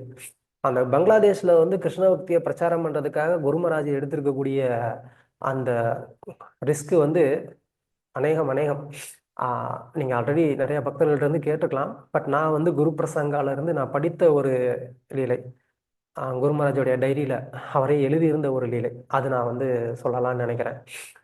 அங்க வந்து இப்படி ஒரு சங்கீர்த்தன் பஸ்ல வந்து என்ன பண்ணுவாங்க, ஒவ்வொரு கிராமமா போய் அப்படியே வந்து பிரச்சாரம் பண்ணிட்டு போயிட்டே இருப்பாங்க. அங்க வந்து எங்கேயுமே ஒரு சென்டர் இருக்காது, தங்குறதுக்கு ரூம் இருக்காது. அப்படியே ஃபீல்டுல தான் எல்லாமே, காலை கடன்கள் எல்லாமே ஃபீல்டுல தான் பண்ணணும், அங்கதான் குளிக்கணும், சாப்பிட்றது எல்லாமே இந்த சங்கீர்த்தன் பஸ்ல ஏதோ வச்சிருப்பாங்க, அதுல வந்து சமைச்சு சாப்பிட்டுட்டு அந்த பஸ்ல தான் தூங்கணும். இப்படி வந்து குருமராஜ் வந்து என்ன பண்றாங்க, பெங்கால் ஃபுல்லா வந்து டிராவல் பண்ணி பிரச்சாரம் பண்ணிட்டு இருக்கிறாங்க. அப்படி அவங்க வந்து பிரச்சாரம் போய்கிட்டு இருக்கக்கூடிய ஒரு நாள் வந்து என்ன ஆகுது, அந்த பஸ் வந்து ஒரு சின்ன ஆக்சிடென்ட் ஆயிடுது. அதனால அந்த பஸ் வந்து என்ன ஆகுது, அப்படியே கம்ப்ளீட்டா வந்து ஆக்சிடென்ட்ல அது வந்து அப்ஸ் அண்ட் டவுன் அது வந்து பிறண்டு விழுந்துருது. தலைகீழா வந்து பஸ் கவுந்து விழுந்துருது. ஸோ அதுல யாருக்கும் பகவானுடைய கருணையினால எந்த விதமான ஒரு அடியும் இல்லை. இமிடியேட்டா குருமராஜ் வந்து அந்த பஸ்ல இருந்து அவர் வெளியில வர்றாங்க. வெளியில வந்து மற்ற பக்தர்களுக்கும் ஏதாவது காயங்கள் இருக்கா அப்படின்னு பார்த்து எல்லாரையுமே வந்து என்ன பண்றாரு, அவங்களையும் வந்து குருமராஜ் வெளியில வந்து கூட்டிட்டு வர்றாரு. வந்ததுக்கு அப்புறமா குருமராஜ், நீங்க என்ன பண்ணுங்க, பஸ்ஸை கொஞ்சம் எப்படியாவது ரெக்கவர் பண்ணி நெக்ஸ்ட் ப்ரீச்சிங் ஸ்பாட்டுக்கு நீங்க வந்து என்ன பண்ணுங்க, கொண்டு வந்துருங்க அப்படின்னு சொல்லிட்டு குருமராஜ் என்ன பண்ணாரு, அவருடைய ஒரே ஒரு சூட்கேஸ் மட்டும் எடுத்துட்டு அந்த ரோட்ல வந்த இன்னொரு வண்டியில வந்து ஒரு லிஃப்ட் கேட்டு என்ன பண்ணாரு, நெக்ஸ்ட் பிளேஸ்ல ஆல்ரெடி ஒரு ப்ரீச்சிங் ப்ரோக்ராம் வந்து ஃபிக்ஸ் ஆயிருக்கு, அந்த பர்டிகுலர் டைமுக்கு நான் அங்க வந்து போய் ஆகணும் அப்படின்னு சொல்லி குருமராஜ் என்ன பண்ணாரு, கிளம்பி ஒருத்தவங்ககிட்ட லிஃப்ட் கேட்டு என்ன பண்ணாரு, அந்த நெக்ஸ்ட் ப்ரீச்சிங் பிளேஸ்க்கு வந்து போயிட்டாரு. அங்க வந்து கொஞ்சம் கூட இதை வந்து காமிச்சிக்காம என்ன பண்ணாரு, அங்க வந்து ஒரு ஒண்டர்ஃபுல்லான ஒரு கிளாஸ் கொடுத்து அங்க இருக்கக்கூடிய பக்தர்கள்லாம் வந்து சந்தோஷப்பட்டாங்க. ஸோ அப்படி வந்து குருமராஜர் வந்து ஒரு அன்ஸ்டாப்பபிள் அப்படின்னு நம்ம வந்து சொல்றோம். அது அவருடைய ரத்தத்திலே இருக்கக்கூடியது. எந்த மாதிரியான ஒரு சூழ்நிலையும் வந்து என்ன பண்ண முடியாது, அவரை வந்து ஸ்டாப் பண்ண முடியாதுங்கிறதுக்கு இது ஒரு நல்ல ஒரு உதாரணம். ஸோ அந்த மாதிரி பிரபுபாதருடைய அந்த இன்ஸ்ட்ரக்ஷன் அதை இப்போ வரைக்கும் வந்து குருமராஜ் வந்து என்ன பண்றாரு, ரொம்ப ஸ்ட்ரிக்டா வந்து ஃபாலோ பண்ணிட்டு இருக்கிறாரு. அது மட்டும் இல்லாம இந்த கிருஷ்ண பக்தி எல்லாருக்கும் எப்படியாவது வந்து போய் சேரணும் அப்படிங்கிறதுல வந்து கடுமையான ஒரு முயற்சி, ஒரு உழைப்பை இப்போ வரைக்கும் வந்து குருமராஜ் கொடுத்துட்டு இருக்கிறாங்க. அதுக்கு பலவிதமான திட்டங்களை வந்து குருமராஜ் இப்பயும் வந்து செயல்படுத்திக்கிட்டு இருக்கிறாங்க. ஒரு முறை பிரபுபாதருக்கு வந்து குருமராஜ் வந்து போய் பிரணாம் பண்ணாங்க. அப்போ பிரணாம் பண்ணும்போது பொதுவாக சீடர்கள் குருவுக்கு வந்து பிரணாம் பண்ணும்போது என்ன பண்ணணும் அப்படின்னு சொன்னால், குருவுடைய பிரணாம் மந்திரத்தை வந்து நம்ம சொல்லணும். நம்ம குருமராஜை வந்து பிரணாம் பண்ணுறோம் அப்படின்னு சொன்னால், அப்போ நம்ம நமோ ஓம் விஷ்ணு பாதாய கிருஷ்ண பிரஷ்டாய பூதலே ஸ்ரீமதே ஜெயபதாக சுவாமி நிதி நாமினே நமோ ஆச்சாரிய பாதாய நிதாய் கிருப பிரதாயனே கௌரகத தாமதாய நகர கிராமதாரினே அப்படின்னு நம்ம வந்து சொல்லணும். ஸோ பிரபுபாதரை வந்து நமஸ்காரம் பண்ணும்போது குருமராஜரும் பிரபுபாதருடைய பிரணாம மந்திரத்தை வந்து சொன்னார். நமோ ஓம் விஷ்ணு பாதாய கிருஷ்ண பிரஷ்டாய முதலே ஸ்ரீமதே பக்தி வேதாந்த சுவாமி நிதி நாமினே நமஸ்தே சரஸ்வதி தேவே கௌரவாணி பிரச்சாரினே நிர்விசேஷ சூன்யவாதி பாஷ்யாத்திய தேசத்தாரினே அப்படின்னு வந்து சொல்லி பிரணாம் பண்ணார். அப்போ பிரபுபாதர் வந்து சொன்னாரு, ஜெயபதாக்கா, நீ வந்து என்ன மந்திரம் சொன்னனே எனக்கு கேட்கல அப்படின்னு சொல்லி பிரபுபாதர் வந்து சொல்லிட்டாரு. திரும்ப வந்து பிரபுபாதருக்கு வந்து நமஸ்காரம் பண்ணார் குருமராஜ், தண்டவத் பிரணாம் பண்ணி திரும்பவும் பிரணாம மந்திரம் சொன்னார். சொல்லி முடிச்சுட்டு எந்திரிச்சார். பிரபுபாதர் திரும்ப வந்து சொன்னார், ஜெயபதாக்கா, நீ சொன்ன மந்திரம் என் காதுல கேட்கவே இல்லை அப்படின்னு சொன்னார். உடனே குருமராஜர் திரும்பவும் வந்து தண்டவத் நமஸ்காரம் பண்ணி நமோ ஓம் விஷ்ணு பாதாய கிருஷ்ண பிரஷ்டாய பூதலே ஸ்ரீமதே பக்தி வேதாந்த சுவாமி நிதி நாமினே நமஸ்தே சரஸ்வதி தேவி கௌரவாணி பிரச்சாரினே நிர்விசேஷ சூன்யவாதி பாஷாத்திய தேசத்தாரினே அப்படின்னு சொல்லி குருமராஜர் வந்து பிரணாம் பண்ணாங்க. அப்போ பிரபுபாதர் வந்து சிரிச்சுட்டு, இதுதான் என்னுடைய ஜெய பதாக்கா, நீ வந்து எப்பவுமே இந்த மாதிரி வந்து லவுடரா இருக்கணும், அதுதான் எனக்கு பிடிக்கும் அப்படின்னு சொல்லி பிரபுபாதர் வந்து சொன்னாராம். ஏன்னா குருமராஜர் எப்பயுமே வந்து லவுடர் தான், ஜபம் பண்ணும் போதுமே வந்து லவுடர் தான். ஸோ ஆரம்பத்தில் குருமராஜ் வந்து அந்த மாதிரி டெம்பிள் ஹாலில் உட்காந்து ஜபம் பண்ணும்போது நல்லா சத்தமாக தான் வந்து ஜெபம் பண்ணுவார். நீங்கெல்லாம் கேள்விப்பட்டிருப்பீங்க.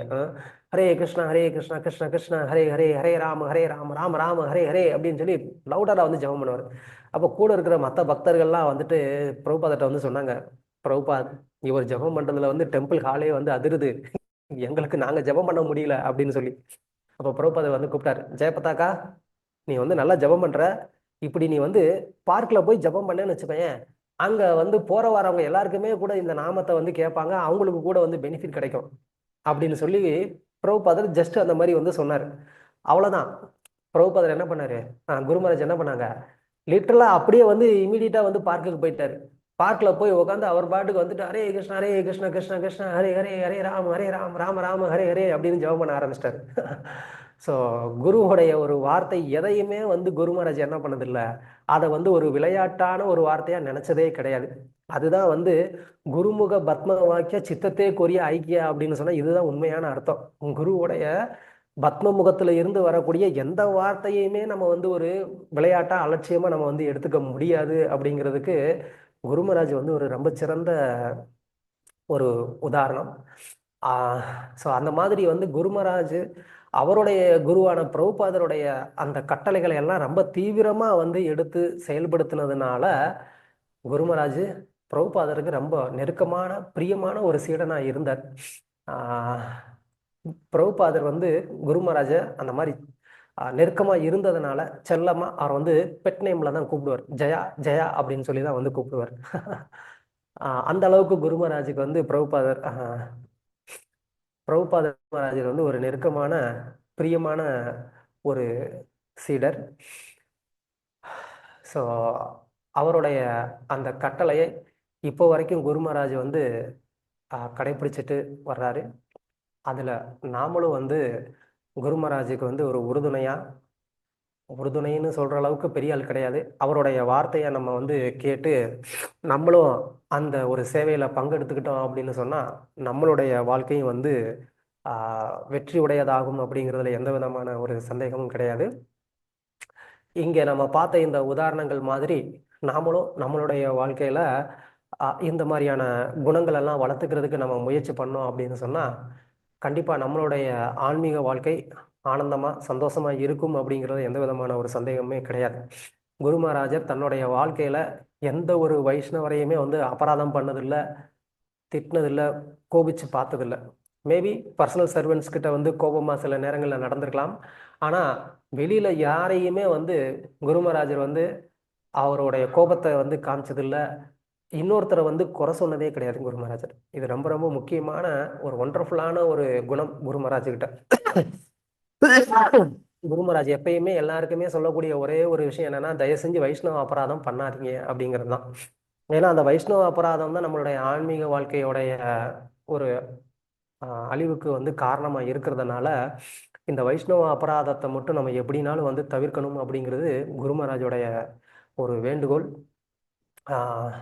ஸோ இன்னொரு இன்சிடெண்ட் வந்து சொல்லி முடிச்சிடுறேன்.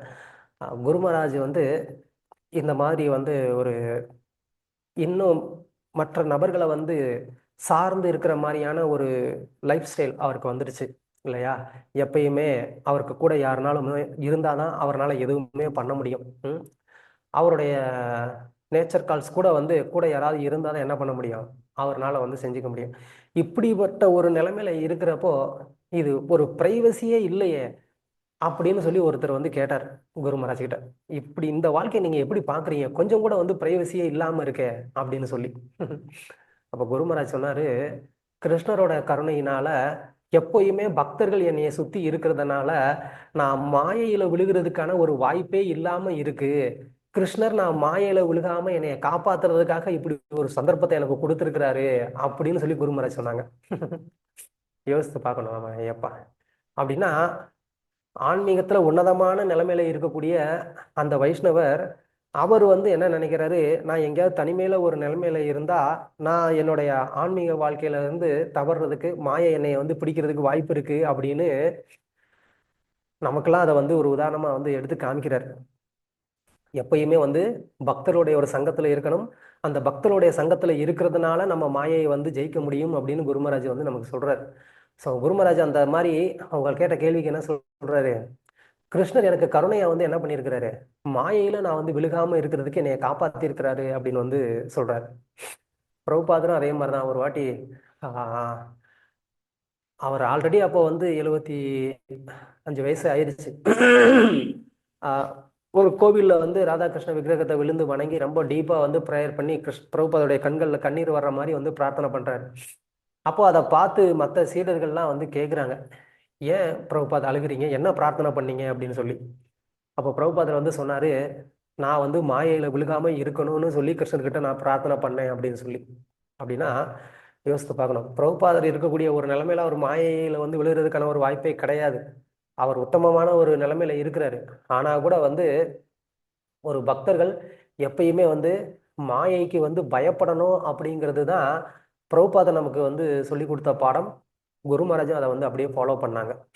ஆஹ் பிரபுபாதரே வந்து ஒரு வாட்டி வந்து சொன்னார், இந்த வெஸ்டர்ன் டிவோட்டிஸ் எல்லாமே அவங்க பண்றது எல்லாமே ரொம்ப அற்புதமா இருக்கு, அவங்களுக்கு கொஞ்சம் கூட வந்து பயமே இல்லை, எல்லாத்தையுமே வந்து பயமே இல்லாம சூப்பரா பண்றாங்க, அது எல்லாமே நல்லா தான் இருக்கு, ஆனா அதுல தான் எனக்கு வந்து ஒரு பயமே இருக்கு அப்படின்னு சொன்னார். என்ன? ஏன்னா இவங்க மாயையை பார்த்து கூட பயப்படுறது இல்லை அப்படின்னு சொல்லி பிரபுபாதர் வந்து சொன்னார். அப்படின்னா என்ன அர்த்தம்? அவங்க ஓவர் கான்ஃபிடென்ட்ல இருந்துட்டாங்கன்னா அது அவங்களுக்கு ஆபத்தாச்சே அப்படின்னு வந்து பிரபுபாதர் வந்து நினைச்சார். அது மாதிரி பிரபுபாதர் வந்து காமிச்சு கொடுத்த அந்த பாதையை குரு மகாராஜ் வந்து என்ன பண்ணாரு, அப்படியே ஸ்ட்ரிக்டா அதை வந்து ஃபாலோ பண்ணார். எப்பயுமே வந்து பக்தருடைய சங்கத்துக்குள்ள வச்சுக்கிட்டு அந்த மாயையில விழுகாத மாதிரி, மாயைக்கு இடம் கொடுக்காத மாதிரி அவருடைய வாழ்க்கையை வந்து அமைச்சுக்கிட்டாரு. நமக்கு எப்படி அமைக்கணுங்கிறத காமிச்சு கொடுத்தாரு. ஸோ நம்மளும் நம்மளுடைய வாழ்க்கையை அமைச்சுக்கிட்டோம் அப்படின்னு சொன்னா மாயையுடைய ஒரு வலையில விழுகாம குரு மற்றும் கிருஷ்ணருக்கு அற்புதமா நம்ம வந்து சேவை பண்ணி இந்த வாழ்க்கையை வெற்றி உடையதாக்கலாம் அப்படின்னு சொல்லி இந்த சந்தர்ப்பத்தை கொடுத்த எல்லா பக்தர்களுக்கும் எனக்கு வந்து என்னுடைய சிறந்தாழ்ந்த வணக்கம். Thank you very much. Hare Krishna.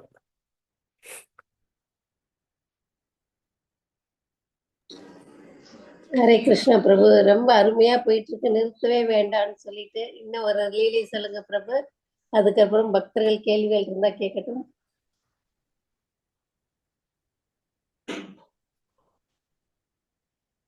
யாருக்காவது ஏதாவது கேள்விகள் இல்ல கருத்துக்கள் இருந்தா கேட்கலாம். ஹரே கிருஷ்ணா பிரபுஜி. ம் பிரபுஜி, நீங்க இதுல வந்து பிரம்மனிஷ்டம், சௌத்ரியம் அத பத்தி இன்னொரு வாட்டி விளக்க முடியுங்களா? ஸ்ரோத்ரியம். ஸ்ரோத்ரியம் அப்படின்னு சொன்னா கேட்கறது. கேட்கறது அப்படின்னு சொன்னா சாஸ்திரங்களை நம்ம படிக்கிறது அப்படிங்கிறதும் கேட்கறது தான். அதை ஒரு குரு கிட்ட இருந்து கேட்கறதும் கேட்கறது தான். ஸோ ஒரு குரு அப்படிங்கிறவர் வந்து என்ன பண்ணணும், தானே சாஸ்திரங்களை படிக்கணும், அதே நேரத்தில் ஒரு குரு கிட்ட இருந்து அதை வந்து கேட்டு தெரிஞ்சிருக்கிறவும் செய்யணும். ஸோ குரு மகாராஜர் அதை வந்து பிரபுபாதர்கிட்ட இருந்து நல்லாவே சாஸ்திரங்களை வந்து கேட்டாரு. அவர் வந்து சாஸ்திரங்களை படிக்கிறதுக்கு எவ்வளவு தூரம் இப்போ வரைக்கும் முக்கியத்துவம் கொடுத்துட்டு இருக்கிறாருங்கிறது நம்ம எல்லாருக்குமே தெரியும். எல்லாரும் வந்து பக்தி சாஸ்திரி, பக்தி வைபவ், பக்தி வேதாந்தா எல்லாம் வந்து பண்ணணும் அப்படின்னு சொல்லி குரு மகாராஜ் எந்த அளவுக்கு உற்சாகத்தை கொடுத்துக்கிட்டு இருக்கிறாருங்கிறது நமக்கு தெரியும். ஓகே. இன்னொன்று பிரம்மனிஷ்டம். பிரம்மனிஷ்டம் அப்படின்னு சொன்னால் அதை நம்ம 3 விதத்தில் எடுத்துக்கலாம் அப்படின்னு நான் சொன்னேன். ஒன்று வந்து கிருஷ்ணருடைய இன்பத்துக்காக மட்டுமே செயல்படுறது அப்படிங்கிறது. நிஷ்டம் அப்படின்னு சொன்னால் உறுதியாக ஸ்திரமாக இருக்கிறதுன்னு அர்த்தம். பிரம்மனிஷ்டம் அப்படின்னு சொன்னால் கிருஷ்ணருடைய இன்பத்துக்காக மட்டுமே செயல்படுறதுன்றதுல உறுதியாக இருக்கிறதுன்னு அர்த்தம். இது குரு மகாராஜ் வந்து எப்படி 100% ஃபாலோ பண்ணிட்டு இருக்கிறாருங்கிறது நமக்கு தெரியும். அவருடைய ஒவ்வொரு செயலுமே வந்து கிருஷ்ணருடைய ஒரு இன்பத்துக்காக மட்டுமே தான் இருக்கே தவிர, பிரபுபாதருடைய இன்பத்துக்காக மட்டுமே இருக்கதே தவிர, அவருடைய சொந்த இன்பத்திற்காக, திருப்திக்காக அவர் ஒரு செயல் கூட வந்து செஞ்சதில்லை. இதுதான் பிரம்மனிஷ்டம். ஸோ இது குருவுடைய ஒரு உண்மையான ஒரு தகுதி. ஓகே. அப்புறமா பிரம்மனிஷ்டம் அப்படிங்கிறதுக்கு சாஸ்திரம் சொன்ன விதத்துல நடக்கிறதுல உறுதியா இருக்கிறது அப்படின்னு ஒரு அர்த்தம். இன்னொன்று, குரு சொன்ன வார்த்தையில உறுதியா நடக்கிறது, இல்லை குருவுடைய திருப்திக்காக மட்டுமே செயல்படுறது அப்படிங்கிறதும் பிரம்மனிஷ்டம்னு சொல்லலாம்னு சொன்னேன் நான். குரு மகாராஜ் எப்படி நடந்துக்கிட்டாங்கிறதுக்கு சில உதாரணங்கள் நான் சொன்னேன். Okay. Okay Prabhuji. Hare Krishna. Yes. வேற யாருக்காவது ஏதாவது கேள்வி இருக்கா? Any question, comments?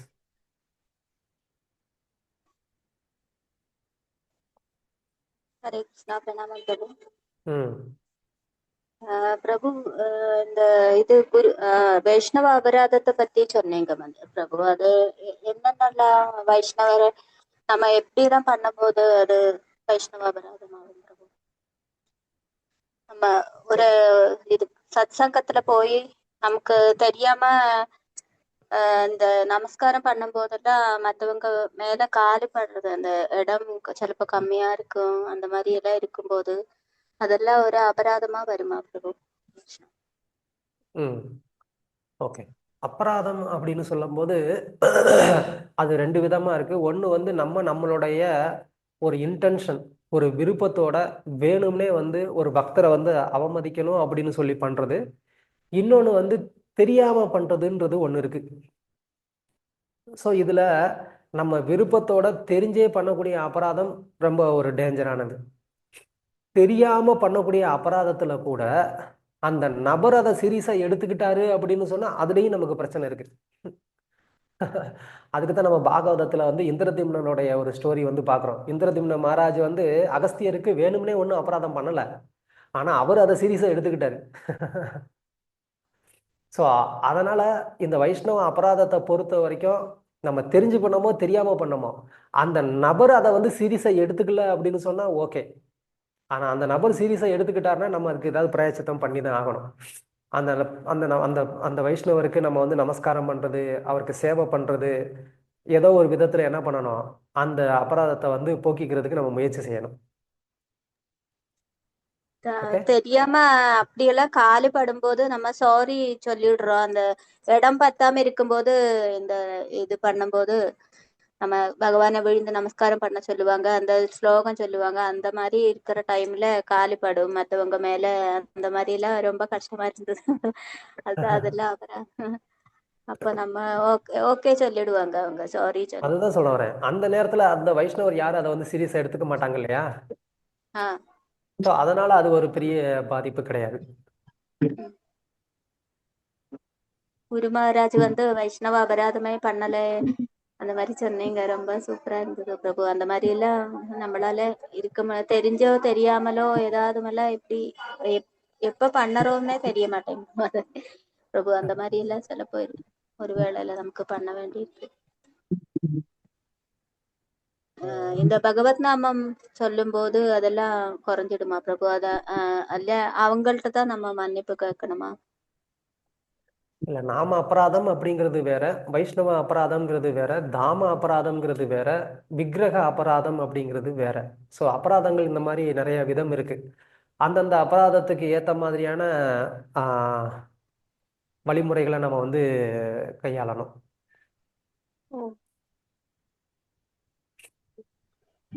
Okay. Okay பிரபு. ஹரே கிருஷ்ணா. தேங்க்யூ பிரணாம். எஸ். யா, தேங்க்யூ. வேற யாருக்காவது ஏதாவது கேள்வி இருக்கா? ஹரே கிருஷ்ணா பிரபு. ஆ தண்டஸ்நாம் பிரபு. ஆ சொல்லுங்க. பிரபு, இப்ப மாதாஜி கேட்ட அதே கொஸ்டின் தான் பிரபு. வைஷ்ணவ அபராதம் அப்படின்னா எங்க வீட்டுல வந்து பிரபு பக்திக்கு வரல இன்னும். ஆஹா. ஆனா என்னை வந்து ட்ரிகர் பண்றதுக்காக பக்தர்கள் எல்லாம் பேசுவாரு. அப்ப நான் வந்து ரொம்ப டென்ஷன் ஆகி நானும் திருப்பி பேசுவேன். அப்ப நேத்து ஒரு டிவோட்டி சொன்னாங்க, உம், மூத்த பக்தர் சொன்னாங்க, அவருக்கு வைஷ்ணவர்னே யாருன்னு தெரியாது, அப்புறம் எப்படி நீங்க வைஷ்ணவ அபராதம்னு சொல்லிட்டு அவர்கிட்ட சண்டை போட்டிருக்கீங்க. ஸோ அந்த இடத்துல அவருக்கு தெரிஞ்சிருச்சு நீங்க எதுல கோவப்படுவீங்கன்னு. So anyway he wanted to irritate you, so he is using that trick அப்படின்னு சொல்றாங்க. இது எப்படி நான் எடுத்துக்கிறதுங்க பிரபு? அவர் எப்படி நான் கன்வின்ஸ் பண்றது? ஓகே. ஆக்சுவலா எனக்கு தெரிந்த ஒரு அறிவுல நான் சொல்றேன், தப்பா எடுத்துக்க கூடாது.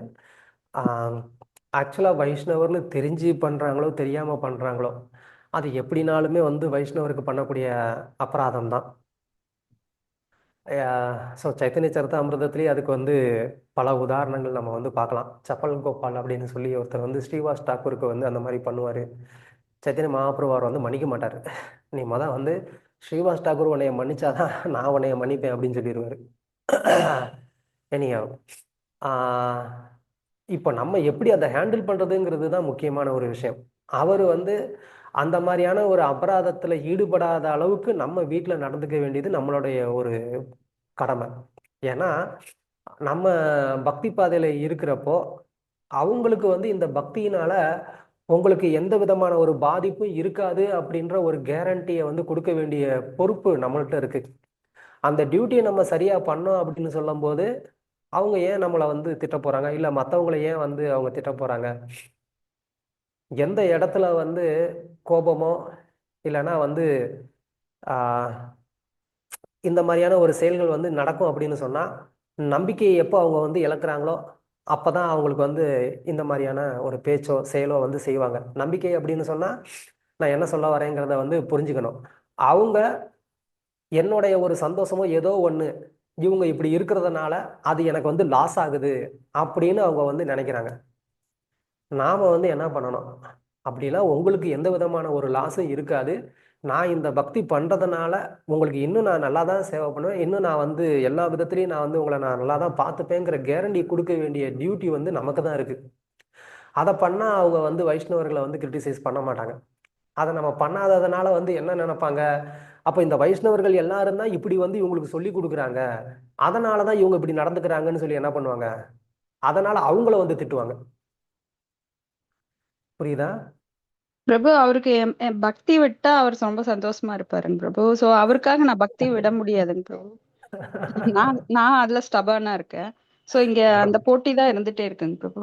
இல்ல இல்ல, பக்தியை விடணும் அப்படிங்கிறதுல வந்து நான் சொல்ல வரல. இல்ல அவர் அப்படி நினைக்கிறாருங்க பிரபு. ம், ம். முதல்ல வந்து தேவர் வழிபாட்டுல இருந்தது. ஸோ எல்லா கல்யாணம், டெத்து, ஸோ அசோசியேஷன் அந்த ம். மாதிரி எல்லாமே இருந்ததுங்க பிரபு. இப்போ எல்லாம் அவாய்ட் பண்றதுனால we are not giving importance to our relatives, friends, அந்த சர்க்கிள்க்கெல்லாம் போறது இல்லை. ஸோ ம்ஹும். சிவன் கோயிலுக்கு போறது இல்லை. ஸோ அதனால அவருக்கு வந்து என் மேல ரொம்ப கோவமா இருக்கு. சிவன் கோயிலுக்கு கூப்பிட்டாருன்னா போகலாமே, அதுல என்ன தப்பு? அதுல ஏன் நீங்க போக மாட்டேன்னு ஏன் நீங்க வந்து ஸ்டபனா இருக்கணும்? ஐம் என்கேஜ், இதுலயே என்கேஜா இருக்கேன் பிரபு இப்போ. சைத்தன்ய மகாபிரபு சிவன் கோயிலுக்கு போயிருக்கிறாரு, தெரியுமா? சிவாஷ்டகம்னு சைத்தன்ய மகாபிரபு வந்து ஒரு அஷ்டகமே பாடியிருக்கிறாரு. சிவபெருமான் சாக்ஷாத் வைஷ்ணவர், வைஷ்ணவர்களே முதன்மையானவர். Yes. தேவர்களை நாம வந்து எப்படி பார்க்கணும் அப்படிங்கிறதுக்கும் நமக்கு வந்து ஆச்சாரியர்கள் வந்து கற்றுக் கொடுத்துருக்குறாங்க. ஸோ வீட்டில் கணவருடைய ஒரு உதவியும் நமக்கு தேவை, அவங்களும் பக்திக்கு வரணுங்கிறது நமக்கு தேவை. அதனால சில இடங்கள்ல வந்துட்டு நம்ம வந்து காம்ப்ரமைஸ் பண்ணி அவங்கள வந்து நம்ம பக்திக்கு கொண்டு வர்றதுக்கு தான் முயற்சி பண்ணணுமே தவிர, நம்ம இந்த மாதிரி வந்து ஒரு ஸ்டபனா இருக்கிறதுனால அது ஃபைட்டு வந்து அதிகமாக தான் செய்யும். ஹரே கிருஷ்ணா. ஹரே சாரி. கிருஷ்ணா குரு. தேங்க்யூ பிரபு. பிரபு அதே மாதிரி நான் வந்து இனிஷியேஷன் எடுத்தாச்சு. ஆனாலும் எங்க கொஞ்சம் பிரபு சத்தமா சொல்லுங்க. ஹரே கிருஷ்ணா கேக்குதா ஆ. பிரபு? ம். நான் வந்து இனிஷியேஷன் எடுத்தாச்சு.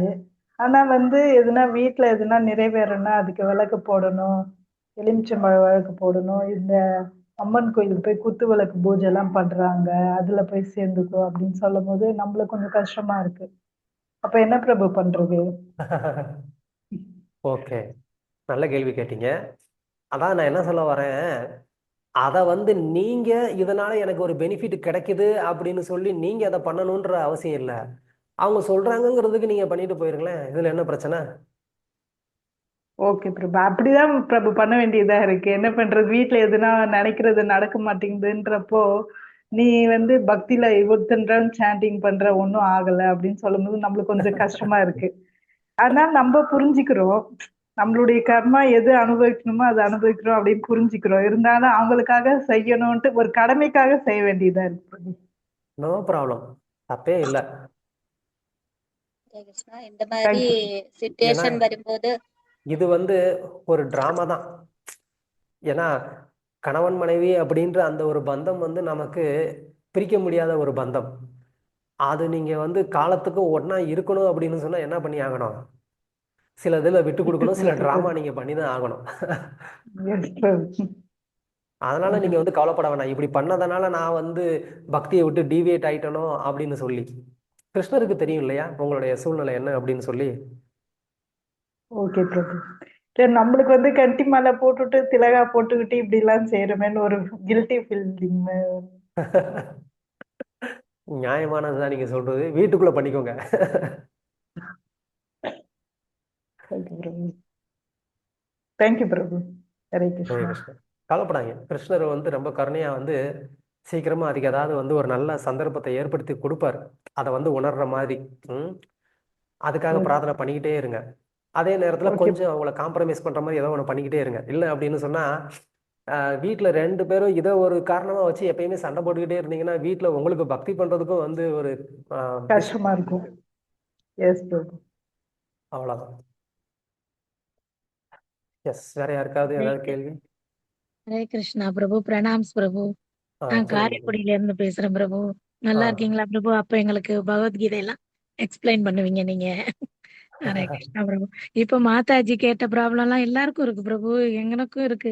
நீங்க சொன்ன மாதிரி அந்த டிராமா தான் ஓடுது. எல்லாம் அப்படிதான் பண்றோம்.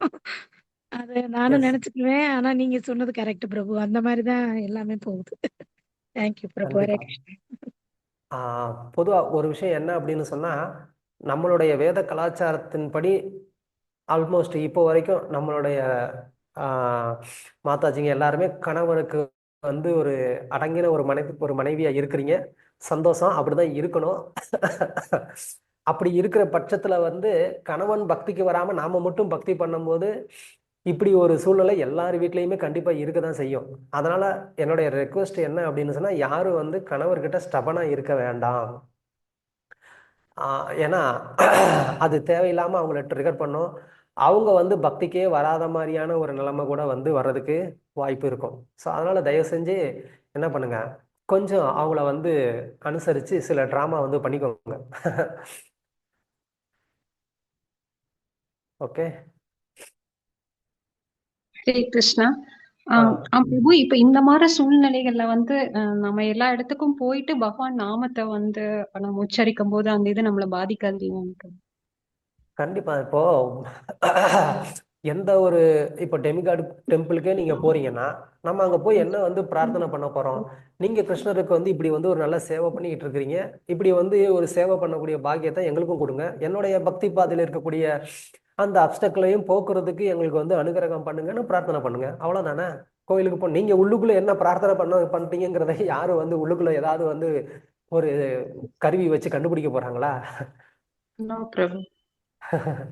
அவ்வளவுதானே. அந்த மாதிரி வந்துட்டு நீங்க பிரார்த்தனை பண்ணுங்க, தேவர்களே உங்களுக்கு அனுகிரகம் பண்ணுவாங்க. எஸ். ஏன்னா அது நான் நிறைய டைம் என் லைஃப்ல உணர்ந்திருக்கேன் பிரபு. நான் நிறைய டெமிகாட்ஸ் டெம்பிள் போவேன், ப்ரீச்சிங் கொடுப்பேன். பட் வந்து அங்கேயே அக்செப்ட் பண்றாங்க, அங்க டிவோட்டிஸ் அங்க அக்செப்ட் பண்றாங்க. ஃபேமிலிலயும் அதே மாதிரி தான். ஸோ நம்ம அங்க போயிட்டு ஆத்மார்த்தமா பகவான் நாமத்தை சொல்லிட்டு நம்ம மனசுல அவரை நினைச்சிட்டு நம்ம பிராக்டிக்கலா வேற பண்ணிக்கலாம் இல்லையா மத்த இதெல்லாம். எஸ். இப்ப நம்ம பக்தர்கள் எல்லாருக்குமே இந்த கிருஷ்ண பக்தி அப்படிங்கிறது புதுசுதான். அதுக்கு முன்னாடி நாம எல்லாருமே என்ன பண்ணிட்டு இருந்தோம்?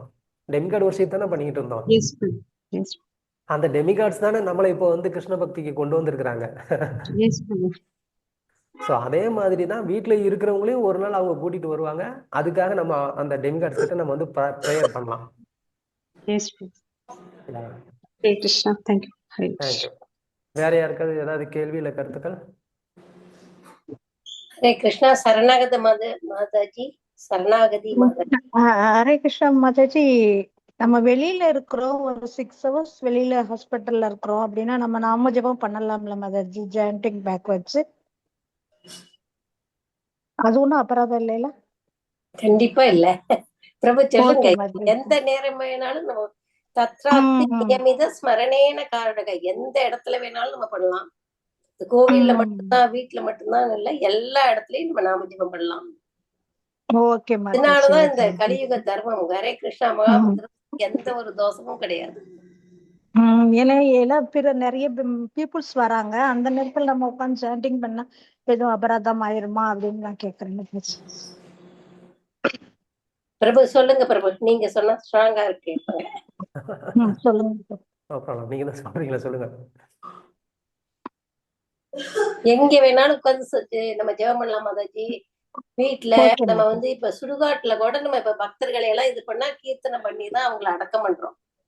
கிரிமட்டோரியம் எல்லாம் போனோம்னா பாத்தீங்கன்னா ரொம்ப நல்லா பக்தர்கள் வந்து இந்த உடல்ல தான் விட்டு போயிட்டாங்களே தவிர அவங்க நித்தியமா கிருஷ்ணரோட சேவையில இருக்காங்கன்னு சொல்லி அந்த இடத்துல கூட எல்லாரும் நம்ம ஜெபம் பண்ணுவோம், கீர்த்தனம் பண்ணுவோம், எல்லாம் பண்ணுவோம்.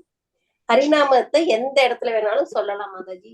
சைத்தன்ய மகாபிரபு இது நம்மளுக்கு கொடுத்திருக்கிறாரு பக்தர்கள். Okay okay Mataji, thank you Mataji. Hare Krishna. Okay. Hare Krishna. Rajeswari Devidasi open பண்ணி வச்சிருக்கீங்க, மியூட். எதுவும் கேட்கணுங்களா?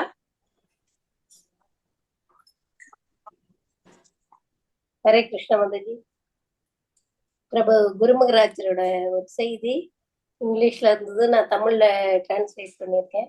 அது படிச்சு காமிக்கலாமா பிரபு? கண்டிப்பா ரொம்ப கண்டிப்பா. நல்லா இருந்தது அந்த செய்தி. ஒரு கேள்வி கேட்டிருக்காங்க. பக்த நண்பர்கள் நம்மை காயப்படுத்தும் பொழுது நாம் என்ன செய்வது? அந்த கேள்வி எப்படிப்பட்ட கேள்வியா இருக்குன்னா, நண்பர்கள் நம்மை காயப்படுத்தி ஏமாற்றினால் அந்த நட்பின் மதிப்பு என்ன? பின்னர் மரண நேரம் வரும் பொழுது குருவும் கிருஷ்ணரும் நமக்கு மட்டுமே புகலிடம், நண்பர்களிடம் கூட நமக்கு வேறு எந்த பற்றுதலும் முடியாது இல்லையா அப்படின்னு சொல்லி கேட்டுட்டு இருக்காங்க அந்த கேள்வி. அதுக்கு குருமகராஜோட பதில், தவத்திரு ஜெயபதக சுவாமியின் பதில்: நாம் பக்தர்களிடம் நட்பாகவும் மரியாதையுடனும் இருக்க வேண்டும். பக்தர்களிடம் நாம் குற்றங்களை செய்யக்கூடாது. அந்த குற்றங்கள் மதம் பிடித்த யானைகள் போன்றவை என்பதால் அவை நம் பக்தி தோட்டத்தை அழிக்கக்கூடும். எனவே சைத்தன்ய மகாபிரபு மற்றவர்களுக்கு மரியாதை அளிக்க வேண்டும், நமக்கென்று எந்த மரியாதையும் எதிர்பார்க்க வேண்டாம் என்று கூறினார். எனவே உங்கள் பக்த நண்பர்கள் என்று அழைக்கப்படுபவர்கள் உங்கள் ஈகோவை திருப்திப்படுத்துவார்கள் என்று நீங்கள் எதிர்பார்ப்பது போல் தெரிகிறது. நம்மளோட ஈகோவை திருப்திப்படுத்தணும் நம்ம எதிர்பார்க்கிறோம் நம்மளோட சக பக்தர்கள். அவர்கள் அவ்வாறு செய்யாவிட்டால் நீங்கள் அவர்களை நிராகரிக்கிறீர்கள். அவங்க நம்மளோட ஈகோவை திருப்திப்படுத்தலைன்னா நம்ம அவங்கள நிராகரிக்கிறோம். சைத்தன்ய மகாபிரபு நமக்கு அறிவுறுத்துவது இதுதான்: நாம் செய்யக்கூடாது. அனைவருக்கும் மரியாதை வழங்க வேண்டும், அமானீனா மானதேனா. ஆனால் நமக்கென்று எந்த மரியாதையும் எதிர்பார்க்க கூடாது. பின்னர் நீங்கள் ஒருபோதும் ஏமாற்றப்பட மாட்டீர்கள். அப்படின்னு சொல்றாரு. பக்தி சேவையில் சிலருக்கு என்னை பிடிக்கவில்லை, அவர்கள் என்னை விமர்சிக்கிறார்கள், ஆனால் நான் அவர்களை பற்றி மோசமாக உணரவில்லை. குருமகராஜரோட உத்தமமான குணம். நான் கவலைப்படுவதில்லை, மாறாக அவர்கள் அனைவரும் தங்கள் ஆன்மீக வாழ்க்கையில் வெற்றி பெற வாழ்த்துகிறேன்.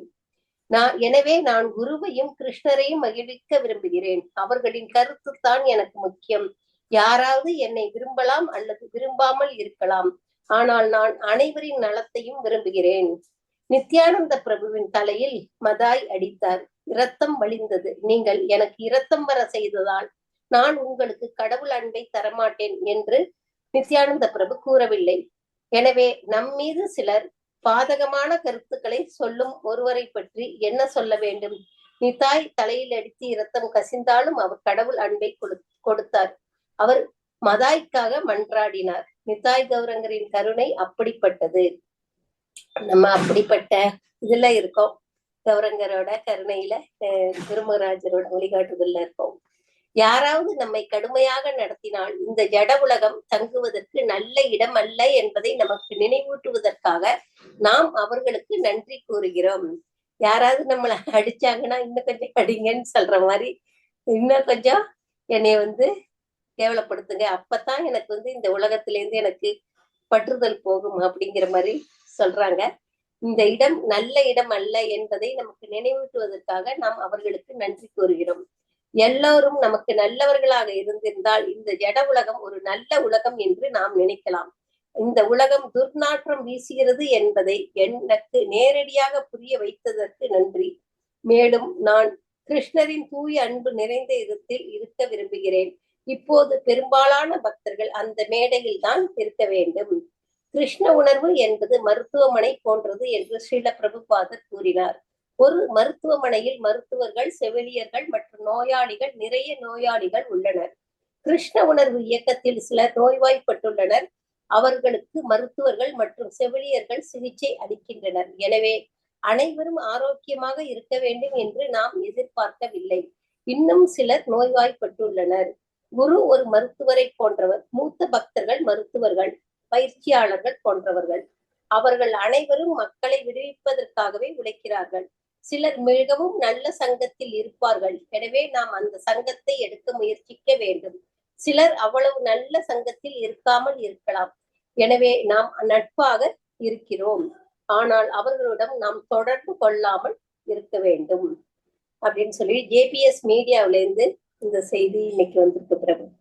ஹரே கிருஷ்ணா. எவ்வளவு நல்ல கருத்துக்கள் சொல்லியிருக்காங்க பாருங்க. நம்ம எப்படி நம்ம கோபத்தை வந்து திருப்பி சொல்லக்கூடாது, நம்மளோட இந்த உலகம் வந்து இந்த மாதிரிதான், இதுல இருந்து எப்படி சீக்கிரம் விடுபடணும் அப்படின்றத வந்து நம்ம புரிஞ்சுக்கணும் அப்படின்றது தான். ஹரே கிருஷ்ணா. கடைசி சனிக்கிழமை அன்னைக்கு குரு மகாராஜ் எவரி சாட்டர்டே மார்னிங் வந்து பாகவதம் கிளாஸ் கொடுப்பாங்க. அந்த பாகவதம் கிளாஸ்ல வந்து கர்த்தவ முனிவர் தேவகூதி அவங்களோட திருமண வாழ்க்கை அதை பத்தி குரு மகாராஜ் கிளாஸ் கொடுத்தாங்க. அப்ப அந்த கிளாஸ் முடிஞ்சது ஒரு மாதாஜி, ஒரு சின்ன வயசு பொண்ணுதான். அவங்க வந்து ஒரு குரு மகாராஜ் கிட்ட வந்து ஒரு கருத்தை சொன்னாங்க. குரு மகாராஜ், நான் உங்களோட சிஷ்யை, நான் வந்து ஒரு தவற செஞ்சுட்டேன் அப்படின்னு சொல்லிட்டு.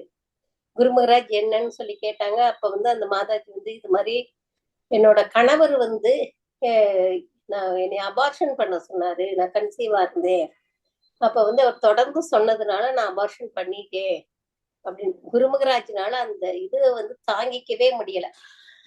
மிகப்பெரிய பாவமாச்சே, இதை ஏன் நீ பண்ணுன அப்படின்னு சொல்லிட்டு ரொம்ப குரு மகாராஜ் வந்து வருத்தப்பட்டாங்க.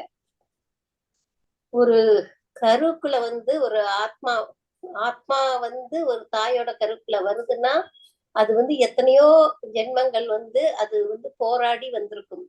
அது எப்படி அதோட வாழ்க்கைய நம்ம வந்து கெடுக்கிறதுக்கு நம்மளுக்கு உரிமை இருக்கு அப்படின்றது ரொம்ப குரு மகாராஜ் வந்து அந்த கிளாஸ் கேட்டு பாருங்க. கடைசியில அந்த மாதாஜி கேக்குறாங்க, சாட்டர்டே பாகவதம் கிளாஸ். அப்ப வந்து குரு மகாராஜ் வந்து ரொம்ப வருத்தப்பட்டாங்க. அவங்களால இதுவே அந்த மாதிரியான தன்னோட சிஷ்யர்கள் அந்த மாதிரியான பாவ காரியங்கள் செய்யறாங்க அப்படின்னா வந்து குரு மகாராஜ்னால அந்த மாதிரி தாங்கிக்க முடியல. நம்ம யாருமே இந்த மாதிரி குரு மகாராஜுக்கு வந்து இவ்வளவு பெரிய வருத்தத்தை கொடுக்கிற மாதிரியான காரியத்தை செய்யக்கூடாது. நம்மளும் சரி, நம்மளை சுற்றி உள்ளவங்களையும் சரி, நம்ம வந்து அது மாதிரி பார்த்துக்கணும்.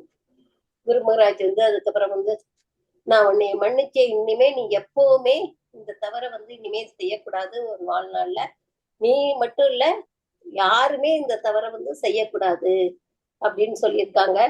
அது மட்டும் இல்லாம துளசிய வந்து பறிக்கிற வர சொல்லியிருக்காங்க நிறைய தடவை. அந்த மாதாஜிக்கு இந்த மாதிரி மன்னிப்பு கேட்க சொல்லியிருக்காங்க. ஹரே கிருஷ்ணா. ஹரே கிருஷ்ணா. பக்தர்களே, இந்த நேத்து வந்து ரிபப்ளிக் டே, நிறைய கோவில்ல வந்து ப்ரோக்ராம் எல்லாம் இருந்தது. அதனாலதான் வந்து நேத்து நான் கிளாஸ் இது பண்ணல. ஏன்னா கிளாஸ் ஆர்கனைஸ் பண்ணோம்னா கேக்குறவங்க ஆடியன்ஸ் வந்து ரொம்ப கம்மியா இருப்பாங்கன்னு தான் நானும் ப்ரோக்ராம்ல இருந்தேன். அதனால ஆர்கனைஸ் பண்ணல. நெக்ஸ்ட் வீக் வந்து 2 நாள் இருக்கும். பரிக்கிரமா சமயத்துல கிளாஸ் 3 வாரத்துக்கு இருக்காது. அப்ப வந்து நான் வந்து பரிக்கிரமால கலந்துக்கிறதுனால 3 வாரத்துக்கு கிளாஸ் இருக்காது. அதுக்கப்புறம் தொடர்ந்து கிளாஸ் இருக்கும். குரு மகாராஜுக்கு வந்து இது மாதிரி நம்ம தமிழ்ல வந்து இது மாதிரி JSSS மீட்டிங் நடக்குது அப்படின்னு சொல்லி மெயில் போட்டிருக்கேன். குரு மகாராஜ் வந்து மெயிலுக்கு பதில் அனுப்புனாங்கன்னா உங்க எல்லாருக்கும் படிச்சு காமிக்கிறேன். சரிங்களா? ஹரே கிருஷ்ணா. பிரபு கிட்ட ஏதாவது வேற ஏதாவது கேளுங்க, இல்லைன்னா நம்ம முடிச்சுக்கலாம்.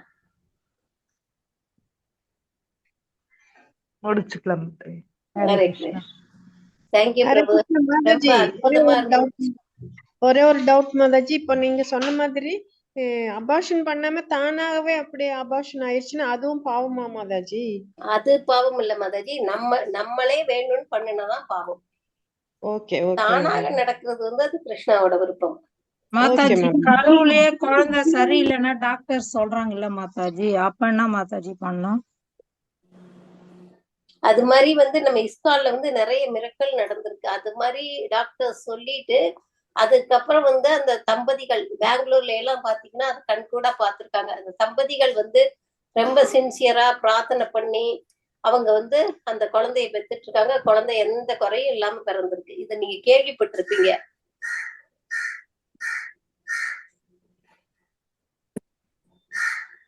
அப்ப வந்து நீங்க வந்து குரு கிட்ட கேட்டுட்டு பண்ணுங்க. எல்லாருக்குமே நம்மளுக்கு குரு மகராஜ் கூட தொடர்பு கொள்றதுக்கு எளிய வாய்ப்பு இமெயில் இருக்கு. எல்லாருமே அந்த மாதிரி ஒரு சூழ்நிலை நம்மளுக்கு வந்து எப்படி முடிவெடுக்கிறதுன்னு தெரியல அப்படிங்கல கண்டிப்பா நம்ம குரு மகராஜ்க்கு இமெயில் பண்ணி கேட்டுட்டு நம்ம வந்து அந்த பிரச்சனையை வந்து குரு மகராஜரோட வழிகாட்டுதல் படி நம்ம வந்து இது பண்ணிக்கலாம். ஏன்னா குரு மகராஜர் நம்மளுக்காக ப்ரே பண்ணுவாங்க. என்ன முடவனும் நடக்கலாம், ஊமையும் பேசலாம். குரு மகராஜரோட கருணை அப்படிப்பட்டது. ஓகே மாதாஜி. ஹரே கிருஷ்ண மாதாஜி. ஹரே கிருஷ்ணா.